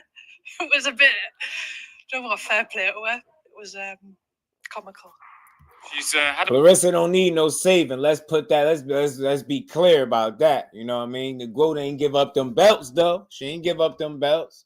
You know, Danielle tried to snatch them belts, man. The GOAT wasn't going. I did have that clip, I think, but I deleted it. It was funny though, man. She tried to take the belts. I know y'all seen that moment where she tried to take the belts from Clarissa. That shit was kind of funny. From Missouri, but I still think Haney's going to beat him. We got a lot of questions to answer. The movie out as well too. Have you seen the trailer for that, or got a chance to buy a ticket for it? No, but I remember. I think it must have been pre-COVID. I remember there was a thing going about on Facebook, and it was a cast call for the movie, and it was like, obviously the movie was coming out, and they were looking for cast members, and it was who they wanted to play the part. So I don't know, it was like Clarissa Shields and what they wanted her to be, and then Savannah Marshall, and it was like height 5'7", and I just thought, right, okay, so I don't think this movie is going to be like accurate. But no, I haven't seen it, but fair play to her. Does that make you? Hey, you don't think it's going to be accurate? Why? Because it didn't paint you as a person that beat her. It's going to use the movie to actually tell the truth that you never really beat her, and they just gave you some fake ass win that you never deserved. How you really built your career off a win that, you get what I'm saying, that never really happened. If you ask me, I don't give a damn who raised your hand. They know for damn sure you didn't win. And it seemed like when she finally beat you, it's like she just revealed that cloak from off you, and now you just, you know, she's still fought since then. She's beat people since then. She's beat franchise since then. She's had quality wins, but none of that shit hit the same as trying to convince the world after all of this time that you were actually better than Clarissa. So you kind of like, I didn't see the movie and about who wanted to play her and ain't gonna be accurate. Took your little jabs, but I think the story that's playing out now is pretty accurate. Where she at, she's being a part of history. She continued to make moves. You kind of afterthought. Kind of that's just how it's supposed to be, because you never beat her. If anybody, I think you might could still find that fight on YouTube, possibly, if you never seen it live. She never beat her. And I think that's the only loss that she had on her record too, man, which is crazy, because without it, is she undefeated as an amateur and a professional? And again, you got people still questioning how great she was or is. It's crazy. I ain't saying just roll over and praise her and, you know, she got to be your cup of tea or your favorite thing to watch. But I mean, questioning her greatness at this point is just like, just say you hating. Just say you hating, because I ain't going for it. She's far more accomplished than I think anybody you could think of right now that's fighting for the ladies. Like, she really like holding it down. She's not the only one at all. It's plenty of great, you know, women's fighters, you know, but it's not as deep as the men, obviously. But I just think when you look at the way she blazed her own trail, the way she talked it, walked it, continue to talk it, walk it, and I just don't think they like that. And when I say they, I mean anybody that's speaking out, anybody that is allowing a statement she made to overshadow all the work she put in. I think that's tough. Like, she not gonna be perfect. It's gonna be something about her you don't like. You can't deny her talent. You can't deny her drive, her passion, her willingness to be great within her sport. And I'm gonna always focus on those things before I look at some shit she tweeted or something she said that I didn't like. Like, you get me? I like the way she fight far more than any of that other shit to care that much. So again, I stand with Clarissa in terms of speaking that I think she's just one of the greatest women fighters to lace them up. I don't think it's slighting anybody else to say that. Like, she's a special breed. She done this shit without a bunch of fights. She got 12, 13 fights. Shit is crazy, man. It's not even close. She make history, her story. Then every time she step in the ring, it's something else to talk about. You got to the point where I think people forget the work that she put in and the kind of challenges that she took early. People would say that she fought nobody, but she fought everybody she was supposed to fight. There's no lady or woman boxer out there that you could say she's avoided. I mean, there's a couple names that you could say you want to see her fight, but outside of that, she got this shit sewn up. Not the only one by a stretch. You got that, man, the Serranos of the world, man, the Katie Taylors, man. You get me, but Clarissa is one of one, and she moved as high as what they're calling heavyweight, which I believe is like light heavyweight. But she doing it at the highest that she can, the highest level that she can possibly do it. Danielle Perkins is a big girl. She's a big gal, like Savannah Marshall said. So she got her work cut out for her, man. I think she gonna always, to a degree, get the best version of the person she's fighting to a degree, because they understand the opportunity that's in front of them. So I think Perkins, shit, she shocked me with the little trying to grab the belts. You know, that was a little, you know, people don't really play with the quote. So maybe that means she gonna actually get in there and try to fight. But I just think Clarissa be head and shoulders above the competition. I don't see it being any different when she get in there with Danielle Perkins, even though she gonna try. I don't think she'll win. I got Clarissa doing what she normally do. Been looking good. Shout out to Latifah, man. Yeah, Haney, man. I believe he can get back, bro. He got people that really root for him. R. Stokes, what it do, fam? So I just Clarissa won that bout. Yeah, she won it. Yeah, she won it. It's crazy. Clearly, too. Versus Savannah can get it on in the cage. Should I tell you what? Savannah got more of a chance beating her there than she do ever in a boxing ring, for sure. She can punch, she can fight. I think she went out there and stopped somebody in her PFL fight. I think she did. I forget. I think she got a stoppage out there. I'm not for sure. But Savannah can fight. She dangerous, bro. So she's not no trash fighter. I just didn't like the way they built her career off of that amateur one. And I get it to a degree, but it's like, bro, come on, man. Stop. You know what I'm saying? Stop. Y'all did her more of a disservice in the long run. That's what I think. I mean, it's crazy. All it took was her to really lose to Clarissa, take a fight or two after, or whatever the case. And now she in the PFL somewhere. And it seems like if she beat her, her path would be different. Maybe that's just my opinion. I can't say that's a fact, but something tells me she would still be trying to, you know, she would be still heavily pursuing boxing and trying to fight if she'd have beat Clarissa. I think that gave her a realization. She had to come to she had to come to her senses and realize that you ain't better than her. So maybe you might want to go stick your toe over there in the PFL MMA world. Y'all, if y'all have not smashed the like button, make sure y'all do, man. We missing about 8 likes as we wrap up this dope build, man. As always, I appreciate everybody rocking out. And we got to see what boxing delivers for us. But they pulled a good switcheroo. We got Rollie in there to fight Ryan. You know what I'm saying? Everybody knows about the infamous sparring. Let's see if the actual fight between them, if and when it happens, if it materializes, if anything like the sparring materializes in an actual fight, we got us some real bona fide entertainment. Rollie is a clown. He said a bunch of dumb stuff. I think him and Ryan press conference could be pretty damn funny. I ain't gonna lie. And this is why I like the fact that Rollie is the replacement, because Pitbull Cruz don't speak English. He would have needed a translator. That would have been weak as hell. It would have been quiet as hell up there at the podium, and nobody would have been entertained that in the slightest bit. You know what I'm saying? And he would have been way out of his element. He would have been in there with a full-blown welterweight. He probably would be getting punched all around the ring. Now you got a guy, Rollie Romero. At least he's relatively around the same size. He won't be like out of his element in terms of being somewhere where he doesn't belong. He got some experience with Ryan Garcia. He damn sure got one up on him in that sparring. And I heard that's not the only time they sparred as well. So they got that in their back pocket for better, for worse. So they know each other to a degree. Rollie claimed he could beat Ryan. He said the only people Ryan can't beat is him, Tank, and Depression. So he got an opportunity to show that if they get in the ring with each other come May. So we'll see. Goat made her lead boxing. I'm telling you, 704 Joe, my guy, what it do? Ryan versus Haney 2 as co-main the Canelo Bud, Mexican versus American Blacks. I guess I see what you're trying to do, but I don't know. I don't really watch boxing like that. You know what I mean? I never think of it that way, but you know, we'll see. I don't care as long as we see the fights. You know, I don't care if they co-main, super co-main, first card, preliminary bout. Just give me some good boxing, and I'm cool. You know, I'm cool. But we'll see if Canelo and Bud comes to fruition. I'm all in. Let's see how that shape out too. And that brings me to my last point. I'll end it with this. The last thing I'll bring up. I'm glad you said that because I almost forgot.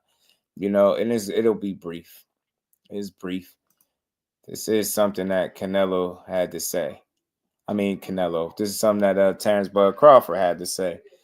And this was him responding to, I think, the back and forth that him and Canelo was having and how people, you know, they talk about how Bud never did none. And he said, LOL, that's crazy. So every fighter I fought is not good but one. Noted. Just remember what you said because I've always had the joy in making somebody's look like nobody's. And that's standing on business, man. You could say what you want. Every single time he fights somebody, you know, he go into the fight. One thing is being said. He come out of the fight with his hand raised, usually whooping their ass. And then you see people move the goalpost. Canelo took a shot at his resume recently. You know, people have been doing it for years and years. The man 41-0, but they'll tell you he fought like, you know, 40 bums in a cripple and Earl Spence or some weird shit like that, right?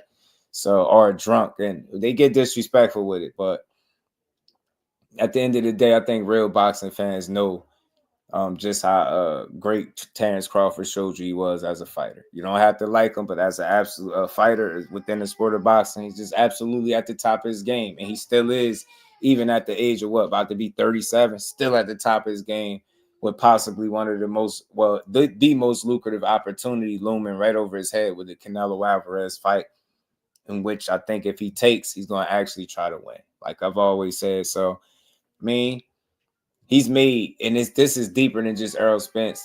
That's like saying if you think he only fought one person his entire career, you just missed a lot of greatness. I'll say that to me. You know what I mean? The greatness is not always shown in the name per se. You get what I'm saying? But the performances, the consistency, the year-to-year professionalism, the dedicating your life to the sport.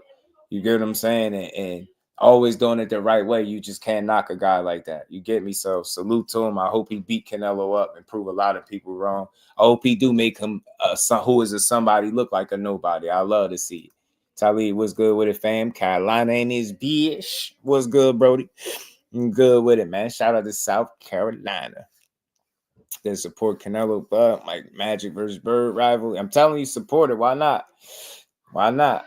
Haynes Dre, tank victims head lining over Devin. Oh, you stupid. Damn. Yeah, man. But look, Dev got to get back in the mix, bro. You know, I'm not gonna never sit up here and try to push that he don't sell at all, right? But he's just not the big draw, big crazy ticket seller, right? I think he used some hard work, winning some key fights and winning some belts to help market and, you know, push his brand. And I think now since Ryan Garcia is obviously taking some kind of hit where you know, he gonna need some bouncing back. But so you see his path to doing it. So in the meantime, he might have to eat crow. He might have to be a you know, a co-main to a guy that got it off on him, that got beat by the guy. Like I get it. I get where you're going. He might have to do that. But I think he just gonna have to weather this storm. Like the storm ain't over until you get Ryan out the way. And this is part of the getting back. It ain't gonna be easy, but he can make it an easy process by handling business, you know what I mean? And not worrying about shit he can't control. So I know people will look at it like you're going to be the co-main or on the undercard to a guy that beat you up, that tank stop. I get all of that, but shit, he can't worry about that. He can't control it. What he can do, get in there, handle business against Jose Ramirez, cross every T, dot every I, answer as many of those questions that the fans have about you in that fight. Do that shit without taking a lot of punishment, when in, you know, impressive to convincing fashion. And I think you move on to your next best thing, and I think that's Ryan. You take his ass out and you cook him with grease. And especially if you can do it without getting knocked all around the ring. Now, that's going to be a tall task in and of itself. But if he can beat that guy, man, which I don't think is impossible, he could. You talking about the second chapter of his career starting off in a real positive light. And think about it. You got that whispers about that Teofimo fight being a reality. Bro, tell him I'm standing on it. You beat these two unpopular. They unpopular in the media for the things that they come out their mouth. Teo and Ryan. Man, if Tevin could beat both of them, could you just imagine? He get the last laugh. The hell with the first laugh if I'm gonna get the last one, and then the last couple. You get me? You beat both of their asses. I know in a perfect world, y'all. I know it ain't gonna be easy, but I'm just not one of the guys that believe that he can't beat Ryan. I think he can. Right game plan, rolling with the punches, was good with it. And again, his discipline in the ring in terms of sticking to a game plan up until that fight is the reason why I feel like he could beat a guy like that. I feel like he knows what it takes, and you made some damn mistakes. And I feel like if you can tweak some things, make some, it ain't like he got to make really huge adjustments. There's subtleties, man. He can make those adjustments with drilling and getting the reps in the gym, man, and preparation, bro. Adding somebody to your team as you've seen him try to do those simple things like that, and go out there and get your win. It ain't going to be easy. It never is. No, man, I don't care who you training with and what kind of training you do. I don't think that fight will ever be easy, but I think there's ways where you can make it harder for him and easier for yourself, but it'll never be an easy fight per se. You know what I'm saying? So we'll see, man. Time will tell. But it looked like I said, they put that lawsuit business to the side. And as a result, we might have some action. But they got to get past their fight. So, like I said, let's see who going to play spoiler, if any. Is it going to be Ramirez playing spoiler to Devin's plans to get back to Ryan? Or is it going to be Rollie playing spoiler to Ryan Garcia's plans to get back to Devin? Ryan got to prove that he can beat Devin and be 100% clean. You know what I'm saying? Thoroughly tested, drug tested, right? He got to prove that. Devin Haney got to prove that he can revisit the scene of the crime and beat this dude. Osterine or not, right? He can get in there and while he is clean, beat his ass, right? Get a win back. Prove that you're a better fighter than him, more disciplined, more skillful, more committed. There's so many questions to answer on both sides. And I think that's going to make for some good entertainment. So we'll see. Devin good, great. Tank different. Hey, Kane's Dre. I ain't mad at that. Devin good, Shakur great. Tank different. Tank is a bit different. You got a different element about him that does make him different. None of these guys are unbeatable, but I see what you're saying. Trust me, I understand what you mean. You say he's different because he is.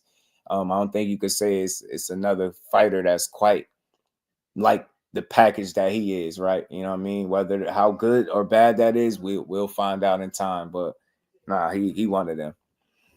And because somewhat control the backlash of being on the undercard by proclaiming himself as the face of don't say that because it's stupid. You don't gotta push that. You let the people determine that, or you can just go right out there, Mr. Improd, and handle business, man. Paint a Picasso on Ramirez's face.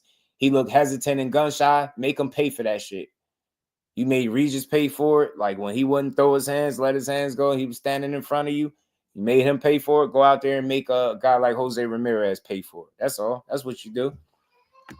Know what I mean? Kick his ass, and that's your way, right? Use him as a springboard back to Ryan Garcia. You kick his ass, and then Ryan Garcia win and springboard your career right back in the space where you needed to be. But I think it's going to get tougher because I think he going to be at 47. So it's not going to be easy for him. Short turkey make it worth being co-man. Yeah, I think so too, Latifah. I think that's why I say a lot of times, as long as he's getting paid what he's supposed to get paid, I don't see it being overly negative, right? I don't see it being an overly negative thing. You get what I'm saying? And real quick, man, last clip before we get out of here. So look, shout out to Bud Crawford. I'm rocking with him for that Canelo fight. Win, lose, or draw, y'all. I favorite Canelo, but I'm giving Bud a slight chance, and I ain't never gonna count him out. That's just me, right? But this is the last thing, last thing I'm gonna bring up. And Shout out to Mikey Garcia. Everybody's entitled to their opinions, but you know I wasn't gonna stand for this type of talk. This is not the kind of way that we need to be talking. Listen carefully to this clip. I'm speaking about the fight between Shakur and Tank. It's not about the win or the loss, but just listen to how he describe it, and then what he says. Just listen to this. Shakur Stevenson is a great fighter as well as a. Listen, we're gonna rewind it. Let's listen very carefully. Listen to this. Shakur Stevenson is a great fighter as well as great, huh? As the skills go, he's got the skills. He's got the talent. He's got the skills. Okay. Great boxer. Okay. Super talented with footwork, with speed, reflexes, Okay. counter-punching ability. Okay. He's one of the very, very best. Okay. But I'm not a fan of that fight because flag on the play. Flag on the play. I hate to stop you, Mikey, but I don't hate to stop you. Flag on the play. You not a fan of the fight? Who gives a damn? You one person. You just sat up here talk about he's a great boxer. You know, he's great counter puncher. He's good footwork. And this and that. He does this great. You just telling me that's one of the best, so you don't want to see the best fighting the best because of your preference, bro. I'm not a fan of that fight. Most people wasn't a fan of you going up to 47 bothering Earl when he was minding his damn business out there in Dallas.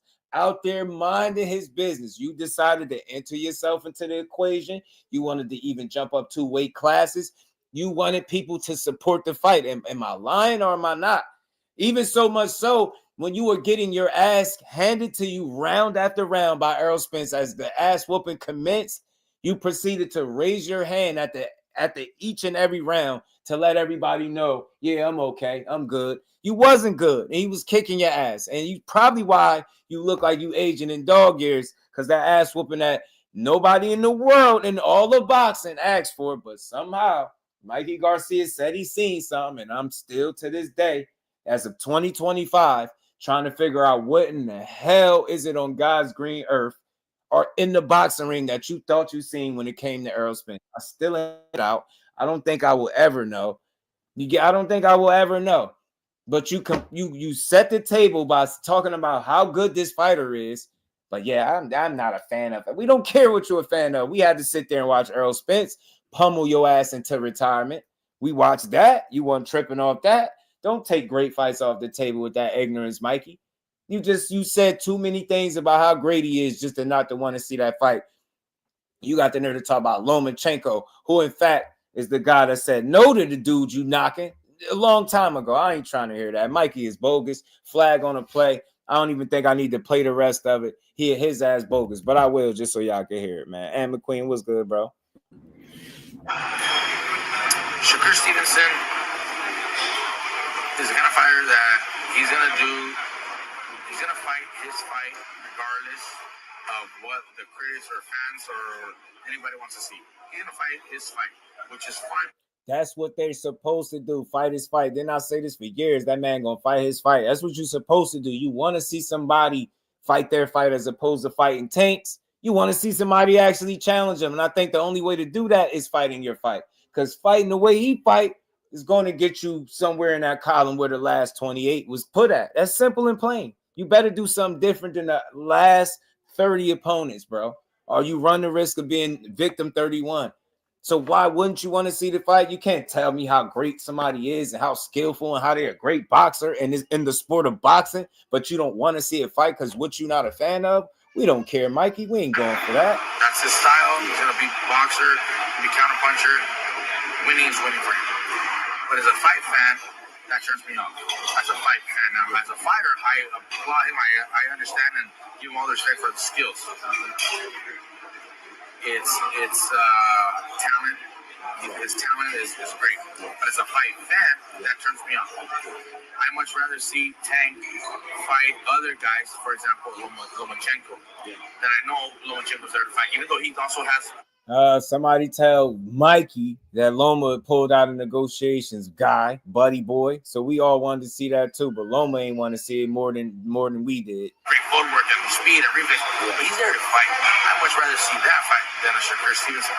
Shakur Stevenson's gonna be a duel, not as exciting of a matchup, and I think that's why he's gonna have a tough time getting some of these big fights until he turns his style a bit and then shows up a little more. Maybe you know, then he'll get some of these fights. But until then, I don't think Tank fights him or anybody that's. Listen to this shit.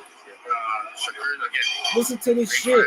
Hell, until he changes his style, so he got to dumb his style down for people now. So this man's supposed to dumb his style down, become knockout victim number 29 or 30 or whatever he'll be by the time they fight. Bro, get that shit all the way out of boxing. Mikey Garcia, you out of line. Flag on the play. Matter of fact, double flag on the play. Get his ass off the field talking like this, bro. I'm glad you retired. Oh, man, I'm glad he retired. You talking like this? Get his ass out of here, bro. You exactly what's wrong with boxing. You don't tell nobody to change their style. It's called boxing, and he doing that shit at the highest level, and you telling him to change it to get a fight that's going to be more suitable for the other guy to win. Are you out of your damn mind? Y'all some soft-ass dudes, man. If his style is that, go beat him. That should be impressive. Man, I guarantee you, the day, if and when, in fact, this shit happened, the guy that beat Shakur Stevenson is going to talk cash shit. The same way they did. The people are going to talk cash shit for the fighter. He ain't even going to have to do it. They still bring up Robisi, making him cry in the Olympics, bro. That's how bad it is. That's how bad. That's the last time they seen him lose. They want to see that boy lose bad. I'm telling you, that shit is crazy to me. Guarantee you, the person that dethroned him is going to talk cash shit. That's going to be the best one on their resume. That's what I'm standing on. You don't push that you don't see a fight until he changes style. Change his style to what? Another KO victim? Bro, y'all got me up if I want to see it like that. Nah, bro, I want to see you go out doing exactly what it is you do against what he do best. And I want to see who the best is that way. Not getting in a fight and doing what's best for the fighter. That's going to lead to you getting slept. You got your damn mind if I want to see somebody go do what's best for the guy that's fighting him. Like, man, what you out? Bro, what? Craziness, man. McQueen, what's good, bro? Chilling, man. I ain't going to lie, man. I kind of see where Mikey is coming from, just through his lens. Personally, I want to see the fight for all of the reasons that he named. The guy's a fantastic boxer, good counterpuncher, good speed, good reflexes, good defense, all that stuff. For him, I'm assuming he's thinking that it's not that entertaining of a fight. And sometimes it's like that in boxing, when you got two guys where they're really good, and on paper you would think, man, this would be an entertaining fight, but then it's just so technical. Like, I saw some people who were feeling like Bivol and Beterbiev didn't necessarily live up to the hype. It was like, yeah, it was a good fight, but it wasn't what we thought it would be. Right. So I kind of feel where Mikey is coming from. I personally don't feel now. That. Look, I want to see it. I get him, but as a fighter, I don't feel like he should push it because you set the table too perfectly. You get me? You set the table by talking about how great he is. What you had me right then and there, because we all know how people think about Tank. So you got me right there. Soon as you talk about, yeah, he's great boxer, you had to doubled up on the grades.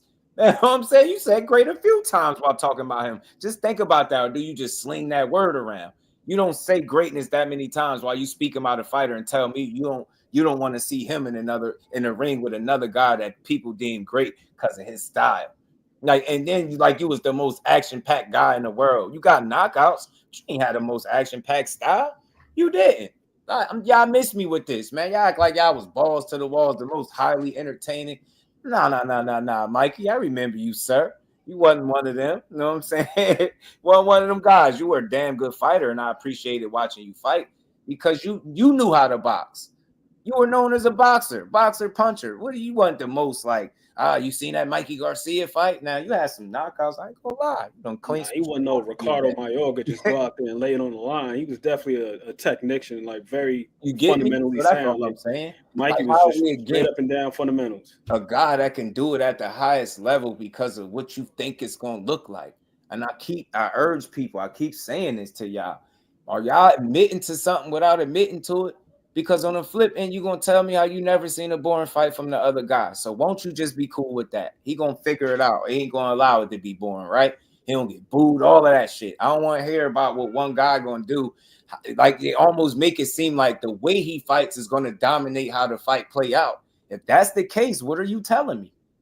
What are you telling me? Like, you get what I'm saying? So just let this shit play out. You don't have a crystal ball, and you don't know how that shit gonna look. I'm tired of hearing that. And I'm done with people like 100% sold on how they know something is gonna look, not how they think, how they know. I was done shout out to my guy EJ, but I was done with y'all after that. The assessments, the breakdowns were so one-sided. I've never, to this day, the only thing that rivals how one-sided people was telling me that fight was going to be is this one. It's giving me vibes all over again. I'm telling them I'm going to do a bonus live one day, and we're going to talk about this. This is like Errol Spence and Bud Crawford 2.0. I swear on everything. They telling me the guy never fought nobody. He ain't ready. He ain't really 35. It's so much shit that they was saying all the same things about Terence Crawford coming up. I swear they were saying the same stuff. Not the same fighter, of course not. He's him. His Bud is Bud. Core is Core. Tank is Tank. So on and so forth. But damn, they saying a lot of the same things. That's why I want to see it even more. Keep talking about why we shouldn't see it, man. Mikey, bro, get your ass out. You out of bounds. Somebody cut his mic. Cut his mic, man. Somebody come up talking like that, clipping mics, bro. Hell no. We don't feel you, Mikey. Even though I know what you're saying, I don't feel you. I don't, bro. I don't feel you. I know what you're saying, but I don't feel you though. We ain't pushing that shit. We want to see the fights. A good try, man. Shout out to Mikey though, man. It's all good, all love. But he set the table too well. If you'd have set the table differently, maybe I wouldn't have had that stronger of an argument. You made it for me. He's a great boxer, you know. Great footwork, and great counterpunch. Oh, great. Yeah, but we don't want to see that type of great in there with that kind of great, because how he gonna fight that type of man? Shut up, make the fight, damn it. Tired of y'all crystal ball rubbing ass dudes. Crystal ball seeing all types of shit. It's foggy right now. Y'all ain't seeing clear. Your crystal ball telling you the wrong shit if it's telling you not to say you don't want to see that fight. Your crystal ball need to be taken back to wherever the hell you got it from. It ain't working, bro. Do my guy like that. Shout out to Mikey Garcia though, man. Know he out there living life, racing them cars and shit. But man, I love boxing too much to ever push not seeing the top guy fight a top guy. If I gotta sit through a fight that's so boring, so be it. That's gonna kill my curiosity, my interest in wondering, speculating, especially once it's a fight that we've argued about for more than a year. It's over with. So it's out of y'all hands now. It ain't up to y'all no more. Once I got argued with about something for years, no, y'all gotta give us the fight. So it is what it is, but let's see it. Most importantly, man. But I'm cool with what we getting right now. You know what I'm saying? While speculating what's to come. So we'll see, man. But one thing about boxing, time reveals a lot, yo. It reveals a lot, and the tricky thing about it is you got to be patient. You got to be patient. I was thinking about this earlier. One thing that boxing taught me, I always say how I don't got patience, but boxing taught me how to have some patience to a degree, or I could never enjoy it. Because, man, the timing of shit is just be way out of whack. Todd was good with it, bro. Rollie one wreck. Let that boy cook. Yeah, get him. Throw him in there. Big Rolo. He playing upset and spoiler. I'm trying to tell y'all. Ryan better not go in there playing. That's for sure. Better not go in there playing.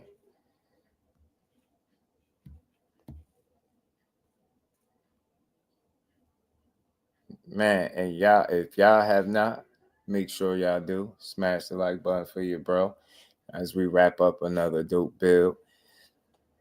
Boxing is still alive, y'all, and well, man. It ain't dying. It's a lot going on if you just paying attention. Same old truth be revealed, and boxing always move at God's speed. That's what I'm saying. Yeah, you get me? The truth will be revealed in due time, you know? It just don't move in the speed that we move, you know what I'm saying? Because say this all the time. We talk it every single day, damn near, right? We hear hours on end talking all types of boxing. I just don't think that the business moves exactly like that, right? I ain't saying shit ain't being worked out day to day, but It's just different. The speed is clearly not the same. When we hear about some rumblings, we want announcements ASAP. Like we want venues, where it's at, what's the ticket prices. Like, hey, you get gratification. You get me? We want. But beyond that, I think what you said a couple minutes ago was even more interesting than that, which is we got to just see how things pan out, because we might be thinking it's going to play out a certain way, like it's going to be this boring fight. Next thing you know, one shot gets landed and it just changes the complexion of the fight. And you got one guy doing something that they aren't characteristically known for doing. Right. And if we just, I know, got to see it. That's why we got to see the fights. Right. We don't know how they're going to pan out. And I know it's easy to look at, somebody low lights, as I say, right? Like we always look at highlights is highlights, but I know sometimes we look at the low lights of a fighter's career and we just assume that that's going to be your moments in this particular fight. But if you really look at the body of work, and that's why I always say, if anybody, I think you can look at a fight maybe too, and you could kind of pick and poke and point out certain moments and kind of reduce them to that, right? But if you just look at it in its truest form, when these guys, these particular talents are in there with the best that they faced thus far, how have they looked? I'm willing to bet on that more than, you get what I'm trying to say? This whole notion that it ain't going to look, because you just got to be real. Like everybody has those guys after about 20 or more fights. Got a couple of those instances where at the time of, that might have been the best guy you got in there with. How did you look against him? And then so on and so forth. I started to do math and I'm like, more times than not, you look like what you're supposed to. Yeah, you can point there, maybe a time there, but that's boxing. I respect you more when you're able to not look your best and still win. That speaks volumes. A lot of people, and we see it all the time in boxing, when they don't look their best or less than their best, that should be really something to talk about for real. You know what I'm saying? And sometimes you see a guy look their worst and still pull it off. You know what happened more times than not in boxing. You look your worst, more than likely it come with an L. A lot of times a knockout loss. So there's so many ways to look at it. I'm just not overly negative, man. I give people the benefit of the doubt, and not even benefit of doubt. I just do the math. I go off of what you show me more times than not. And that's how I make my decision. I'm cool with that. So Teach was good with it. That's how I assess fighters. I go back, I look at their previous fights, and I'm looking for areas of consistency. Right. Not just one fight. But if I seen in your first fight, your third fight, your fifth fight, then your latest fight, you still got a certain tendency. I'm like, well, that's still there. Clearly, that's just baked into this person's style. Not to say that they could never change it, or even that it's a bad thing. I seen what's the name? He was having like a little footwork mishap. I want to say it was against. If it wasn't against Helenius, it might have been against Helenius. Whatever Anthony Joshua's last fight with Derek James was, it might have been Helenius. Right. But he was doing some weird shit with his footwork, and he was getting caught. And then Derek James was like, man, we need to turn that into a trap, because every time you make this blunder with your footwork, he's taking advantage of it. So now you think a step ahead and you counter what he's going to do to you. Right. So like this boxing thing is tricky, man. It's like very complex. It's very complex. Right. And then also, I think another thing too is we got to look at the full picture and not just the results. Because like Tank, for example, I was just having this conversation with somebody the other day. Like, I don't feel like Tank fights are exciting because they're action-packed. If I had to, I guess, gauge my excitement for a Tank fight, it would be more so because of the suspense. Like, you don't know what shot it's going to be or when it's going to happen. You're just anticipating that it's going to happen, because we've seen it happen 20-plus other times already at this point. We've seen him knock out more guys than not. Like the Ryan Garcia fight, for example. That second round, he dropped Ryan Garcia in that round, but he only threw 6 punches in the second round. That is not action-packed.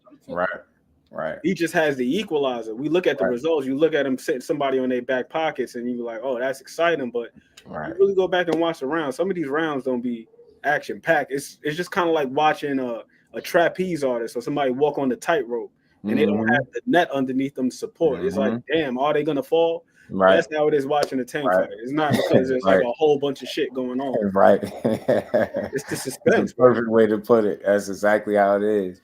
That suspense, the anticipation of knowing that shit is going to happen at some point, right?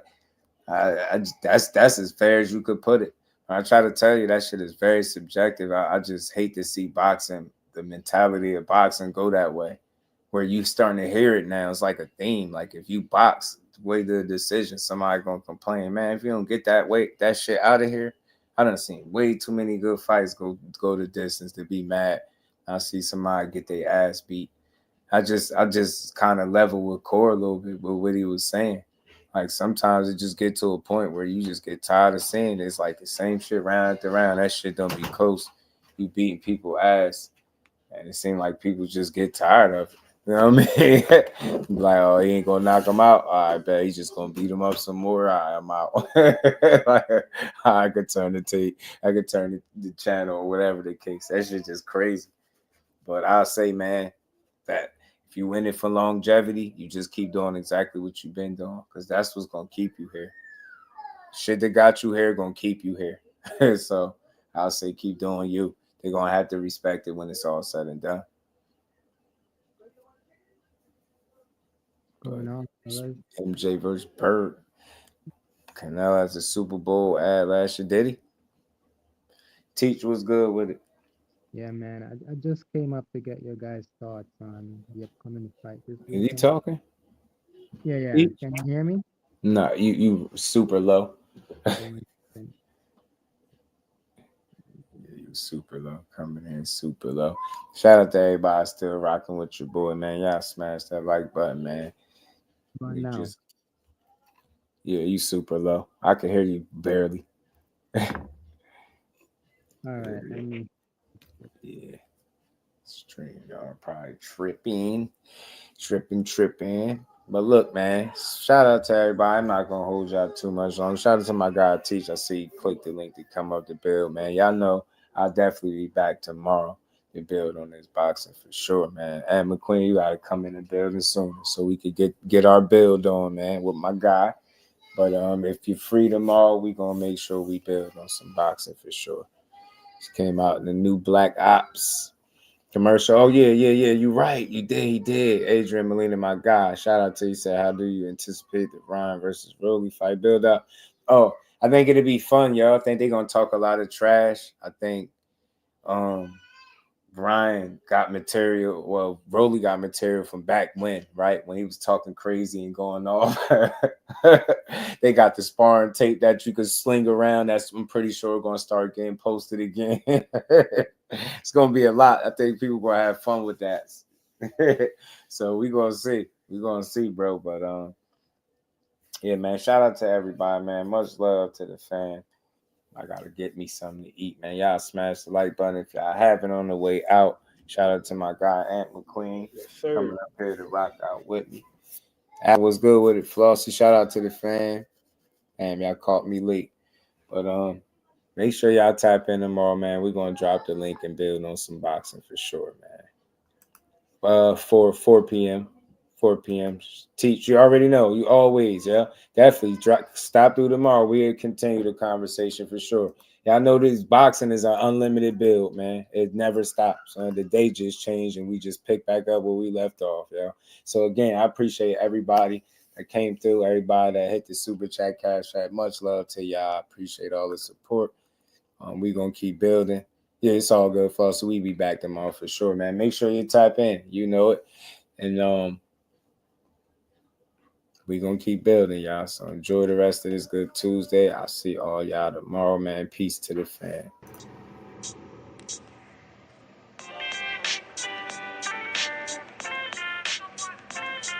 Yo, you know the deal. We back again. We never slacking. Word 'em up. Ladies and guys, whether if you drunk or you high, it's time to pay respects to the illest man alive. If you think you got a point, he'll shrink you down to size. And from there it's downhill like a slinky or a slide. Open your eyes, got a deep connection with the rise, so you might see him jump in whenever they go live. Peep it, this channel blowing up now, it's not a secret. With tons of exclusive interviews to listen to. Them other channels I hate, but yo, they missing clues. They start narratives, sip the goose and twist the truth. It don't take a rocket scientist to get the proof. Just click the live at 4 p.m. Eastern time. But when you chime in, make sure you keep it kind. But if cowards want to debate, then it's feasting time. My man Jusdu shine, busy all the time. Grind 24/7, 365. Videos he might have 365. My rhyme sick, they make you do a 365. You get a rich if you think you fit to survive. It's Jusdueboxing, time to click the live. Ain't no beginners, if you soft, you ain't down to ride. I crush you, respect too, it's Jusdu. He got the illest boxing show on the internet. The boy been a threat and he ain't even had dinner yet. Word him up. Yeah. You know what time it is.